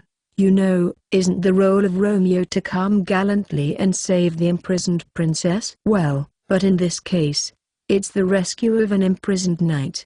I took the leaves out of my body when I came inside her room. She gave me her hand to come inside more easily. I felt that her hand was shaking. Weird, because she was known to have no fear of even beastly creatures. However, Carrier Birdnook shook her head slowly. She had a puzzled expression on her face. You're wrong. I'm not a prisoner here. I'm just here because I want to. That was definitely a lie, with mixed feelings. Should I say a genuine lie? She involuntarily turned her gaze away from my eyes when she spoke those words. It was as if Carrier Birdnook was giving repentance to God for her misdeeds. Liar. What an absolute liar. How could she say that when she took my hand? She was probably confused. Of course, a part of her would want to keep holding my hand and leave. However, there was also a part of her that wouldn't want to betray her father. If she left with me, she would break the vow she made to her family. Not only that, Carrier Birdnick's pride, ethics and life morale would be stained permanently. She won't be able to wipe that no matter what she'll do. Besides, I don't want a shabby man like you to help me. Go back. I don't care. Just go anywhere else but here. Oh well, what a selfish person you are. Carrier's perspective. Lugis responded with a deep sigh. I felt truly frustrated with him. It was as if his badly mannered attitude resembled a grumpy cat. I didn't like this situation. The breeze that came inside my room through my window swung my silver hair slightly. I became thoughtful. Yes, I knew that I didn't like this man from the very beginning. I met several selfish people before, but this man took his selfishness to another new level of annoyance. I hated when other people butt in my life. How idiotic is this man to assume he could save me? How dare he came here to take me without my permission? Ah, what a selfish man. I wonder who the selfish one is. Lugis, don't you remember your selfish actions in the fort? You put me in a very bad position back then. Carrier Birdnick's words were like thorns. She just spilled angrily, unfaithfully and rotten words from her mouth. I expected no less from a person like you, Carrier Birdnick. But you did save my life back then without my permission. You left the nights as you pleased, and you came to this place as if nothing happened. Ah, you truly are a selfish woman. On that moment, an irritably Carrier Birdnick shook her silver hair and gripped my hand furiously with her thin fingers. She was going to speak back at me, but she endured her frustration as she swallowed dry her throat. Even though her words were rotten, I never thought she would have this type of hands. I didn't think that there would be knights with hands like these. I mean, of course, there was a training mark on every knight's hands, but her hands felt different. I never seen a human with such boneless hands. I thought she would have robust hands with obvious wounds. Rather, I felt a slight sense of strangeness when I touched her skin. They were not masculine hands because of training. I felt uncomfortable. Holding hands with her made me feel weird. Yet, it was the first time I had touched such hands. Actually, it was the first time to hold hands.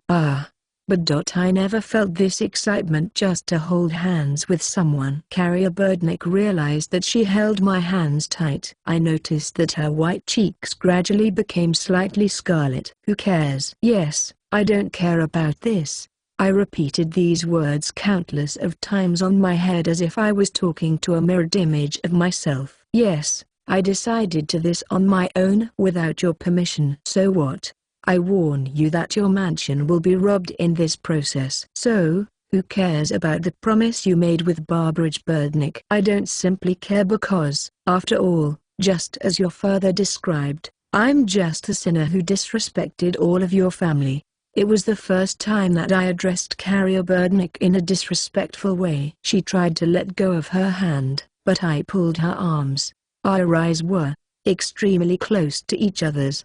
It was like a faint whispering spell that made her speechless for a short moment. I see. You sure do as you please, don't you? You're the one who's selfish. But, robbing my household is a bit extreme. What the hell are you thinking about? Yeah, I guess I live a life of a selfish person, huh? Okay, enough of this. Life awaits outside of here. Will you follow me to a royal carriage, my princess? No. Shall I say Lady Knight? I was just having fun teasing her. However, Carrier Birdnick's cheeks loosened unexpectedly. She looked quite serious. Don't you dare treat me like a princess or a lady knight. It's Carrier. Just call me Carrier. Lugis, are you implying that I'll become your comrade once we get out of here? Well, robbing her family was a bit excessive, I confess. But, I didn't have a choice. I needed backups. And those darkish people only agreed to come with me if they had something to gain from this rescue mission. I knew that Carrier Birdnick was infuriated with me. She narrowed her eyes as she waited for my answer. Yeah, of course. Carrier's perspective. I felt a loss of words coming from him. Maybe he was puzzled by my question. But, Lugis ended up answering me as if he had a hard time opening his lips. Oh wow, this story got a manga adaptation. We never thought it would happen. I guess the Japanese really are masochists at the end of the day. Story time. Back when we started translating this series, we had a very hard time translating the title. We went back and forward with different interpretations. At some point we had "I wish I could grab happiness," but this wasn't as direct a translation as "A wish to grab happiness." It seems they may call the manga series as "For me, give me happiness." We will keep the name "A Wish to Grab Happiness" for the web novel because that's basically what happens in the first chapter and the cornerstone for story, which was his wish to the shadow. He wished for happiness and was brought back to the past to receive pain all over again. A Wish to Grab Happiness Volume 1, Chapter 22. Chapter 22, My Comrade. We had to load as many items as possible to the carriage while the surroundings were still quiet. Everyone was busy stealing gold and silver goods. I must confess they were quite great at this. "Hey, Lugis. You really bringing with you this princess of a woman?" "Yeah. I told you before. I'll bring her with me no matter what happens." Who asked me that question was the robust man with a relatively large figure. He looked at Carrier with an uneasy expression. He shook his back while exhaling slightly. To the common people, knights and aristocrats were far above in class and prestige. To get involved with these high-class people in such an ominous way could mean death as a penalty. I was often told at the orphanage not to meddle with them. This mission proved that I had a rebellious spirit. I knew that I had a perilous path ahead of me from here out. Fear was engraved in the depths of my heart. Everything will be different once we complete the raid of the Birdnick's house. By the way, what happened to the servants? I would like to avoid bloodshed at any cost. Well, but if that was the only way to silence those servants, then I guess it can't be helped then. There's no problem. Those servants won't die. We weren't that aggressive to begin with. He nodded at me with a reassuring expression. He turned back and went to see if there was any movement in the surroundings of the mansion. I didn't want to kill any of the servants. However, to tell truth, if Carrier disappeared suddenly without any plausible explanation, the servants would need to be responsible for it. In the worst-case scenario, they could be beheaded for this. My feelings were troubled because of this situation. I didn't want to cause any casualties because of this rescue mission. But, at the same time, I knew that I wouldn't be able to avoid the consequences from this raid. All of this made me feel quite uncomfortable. We were almost finishing packing the items. If we put too much on the carriage, our horse won't be able to push a heavy cargo. All that mattered now was to stick to the original plan and made sure everything went well. In order to do so, I had to clear my mind for a bit and let go of my discomfort. I won't let any unnecessary feelings halt this mission. I knew where that thing was located. There was no mistake. After all, I heard about the location from Carrier Birdnick herself. Of course, not this Carrier, but from the night Carrier Birdnick of the future. I heard her sweet talk with the man called Hero. She spoke of an important family heirloom. According to tradition, that precious piece was called either mystic or miracle. That treasure had been passed down from generation to generation. The heirs from each generation had inherited it. The value was too great, so it was kept a secret from other people. That's why she said they hid that treasure on the basement of the house. Therefore, I headed to that precise location and opened the doors that led to the basement. The basement was dominated by darkness and the smell of dust. I could feel the chilling air that came from the moss on the walls. Heirloom. Yes, heirloom. What exactly am I looking for? That's right. I knew it was extremely important. But I didn't know what kind of treasure it was. All I could see in the basement were antiques. They looked valuable but nothing that extraordinary. I didn't see any gold as well. Everything looked old-fashioned, as if they were worthless. Soon, I noticed something that resembled a silhouette of a sword. On that moment, an exhilaration feeling swirled in my chest. I could tell that this was valuable. It was no ordinary sword. I see. The so-called tradition. Once upon a time, That woman spoke of such tradition. Carrier Berdnik personally gave this weapon to the hero. Ah, this was the one. I was not mistaken of it. I covered the sword with a piece of cloth and hanged around my waist. I left the basement and returned to my fellow companions as if nothing ever happened. Now, the gold and silver goods had disappeared from the house. The family heirloom also vanished along with this raid. The servants were tied up. Everything seemed to go according to plan. Certainly, this crime was not something to be that proud of. It was Carrier Berdnik's property after all. But it was not entirely strange for robberies of this kind to happen this suddenly. Uncomfortable feelings were not needed now, and I won't bother if I were to bear all the sins of this mission. That was something that I must carry on my shoulders. The autonomous city of the East. You mean Maria? A carriage and a guide are waiting for us. It will be beyond the reach of Barbara Berdnik if we go to that city. We can proceed with this plan once the fuss of your disappearance calms down. Maria, the autonomous city of the East. The city was known to be surrounded by strong fortifications. After all, it was an important trading center between the East and West regions of the continent. Even though it was proclaimed as only a city, its real status denoted independent functions as an autonomous city-state. That meant that this particular city wouldn't receive interference from other nations' affairs. The people of Maria would refuse a member of a knight class from another nation that asked for aid. But did you use all of the money you got from the stolen household goods? It would take a ridiculous amount of money just to afford the carriage and other necessities. Give me a break. I got a loan to make things work out, you know. That's why I needed the money for the carriage and to pay off the debt. I wrinkled my eyebrows as I took a deep breath. Yes, I got some necessities from old man Richard.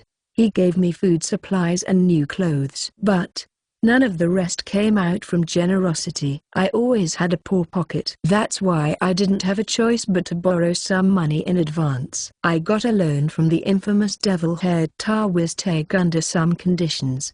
Come on, just go now. If there is some trouble, then you won't be able to pass through the security points. Lugis, where are you going now? You'll probably be under suspicion after my disappearance, you know. Carrier hid on the carriage. She looked at me with narrowing eyes as she waited for my answer. First, I must solve my debt before going, or I won't be able to leave this country. Once I do that, I'll catch up with you. That's all I have to do. That was a lie. An unmistakable lie. I already paid my debt to Tawisteg from the money I got with the stolen goods. I had a purpose. My real purpose was to be a successful adventurer and get Ariane out of her service in the cathedral. For that reason, it would be best for me to remain in the Gurust kingdom. That's why I said goodbye to Carrier here. Her future self was a person who looked down on the weak. She was cold-blooded, and she didn't try to hide her prejudice against others. But she was not exactly like that on this timeline. However, I should say goodbye and forsake any remaining lingering feelings. Yes, I was distracted by my unwanted emotions lately. Suddenly, Carrier's white fingers grabbed my wrist. She held it so strongly that I thought she would crush my bones. I refuse. It was tough grip. I almost could hear the smashing sound of my bones. I looked right into Carrier's eyes and she had a very fearsome gaze that I was quite familiar with. She was showing a smile. That's right, that sarcastic smile of hers when she was angry. Lugis, if you're willing to stay in Gurust, then I'll return to my house. Got it? I could go on my own and frame you as a villain that kidnapped me because of a grudge, and ended up stealing the family treasures. She spoke as if her blood was boiling with rage. Not only her voice, but also her unwavering expression. My thoughts were frozen for a second. I couldn't come up with a plausible excuse. Did you think I wouldn't notice your true intentions? You big fool. Even if I don't know the details, I can see that you're scheming about something. I couldn't argue with that. Even if I tried to explain my motives by inventing some excuses, she would clearly see through my lies again. But I don't mind. You know I don't care what you're up to because, after all, you're my comrade, right? So, if you're my ally, then that means that I should accompany you. But, if by any chance you are betraying me, did she imply that she would ruin me no matter what? She pressed me over and whispered on my ear to say those last words. At first, it sounded like pleasant words, but they gradually turned into threats. Her frightening voice made my body frozen. This was the worst. Why did it turn out like this? She should have been oblivious of my true intentions. She did not have the slightest idea about the details. But, even so, she was still aware that something was off. Somehow, she knew that I had a hidden agenda. That's why she confronted me on this precise moment before I parted ways with her. Ah, what a nasty woman. That's why I didn't want to be involved with this person. The worst. She's the worst woman of all. Okay. You said something about paying off your debt, correct? Why do you care so much? That won't be an issue once you leave this country for good. After saying that, Carrier grabbed my hands forcefully as she pulled my body inside the carriage. My brain was confused while my rigid body came inside abruptly. I was not expecting that at all. I couldn't even prevent that action because my mind was disordered and startled at the same time. Lugis, are you really my comrade? After I fell inside the carriage, Carrier looked at me from above as she asked that question with a somber expression. This woman was truly the worst. The nastiest person I met. Really? Yeah, of course, Carrier. I said that with a forced smile. I didn't want to upset her any longer. The carriage started to move forward as I instructed the guide before this chaos even started. It vibrated continuously through the rocky terrain. I never thought I would actually leave Grist with this person. Volume 1 complete. Thank you for reading.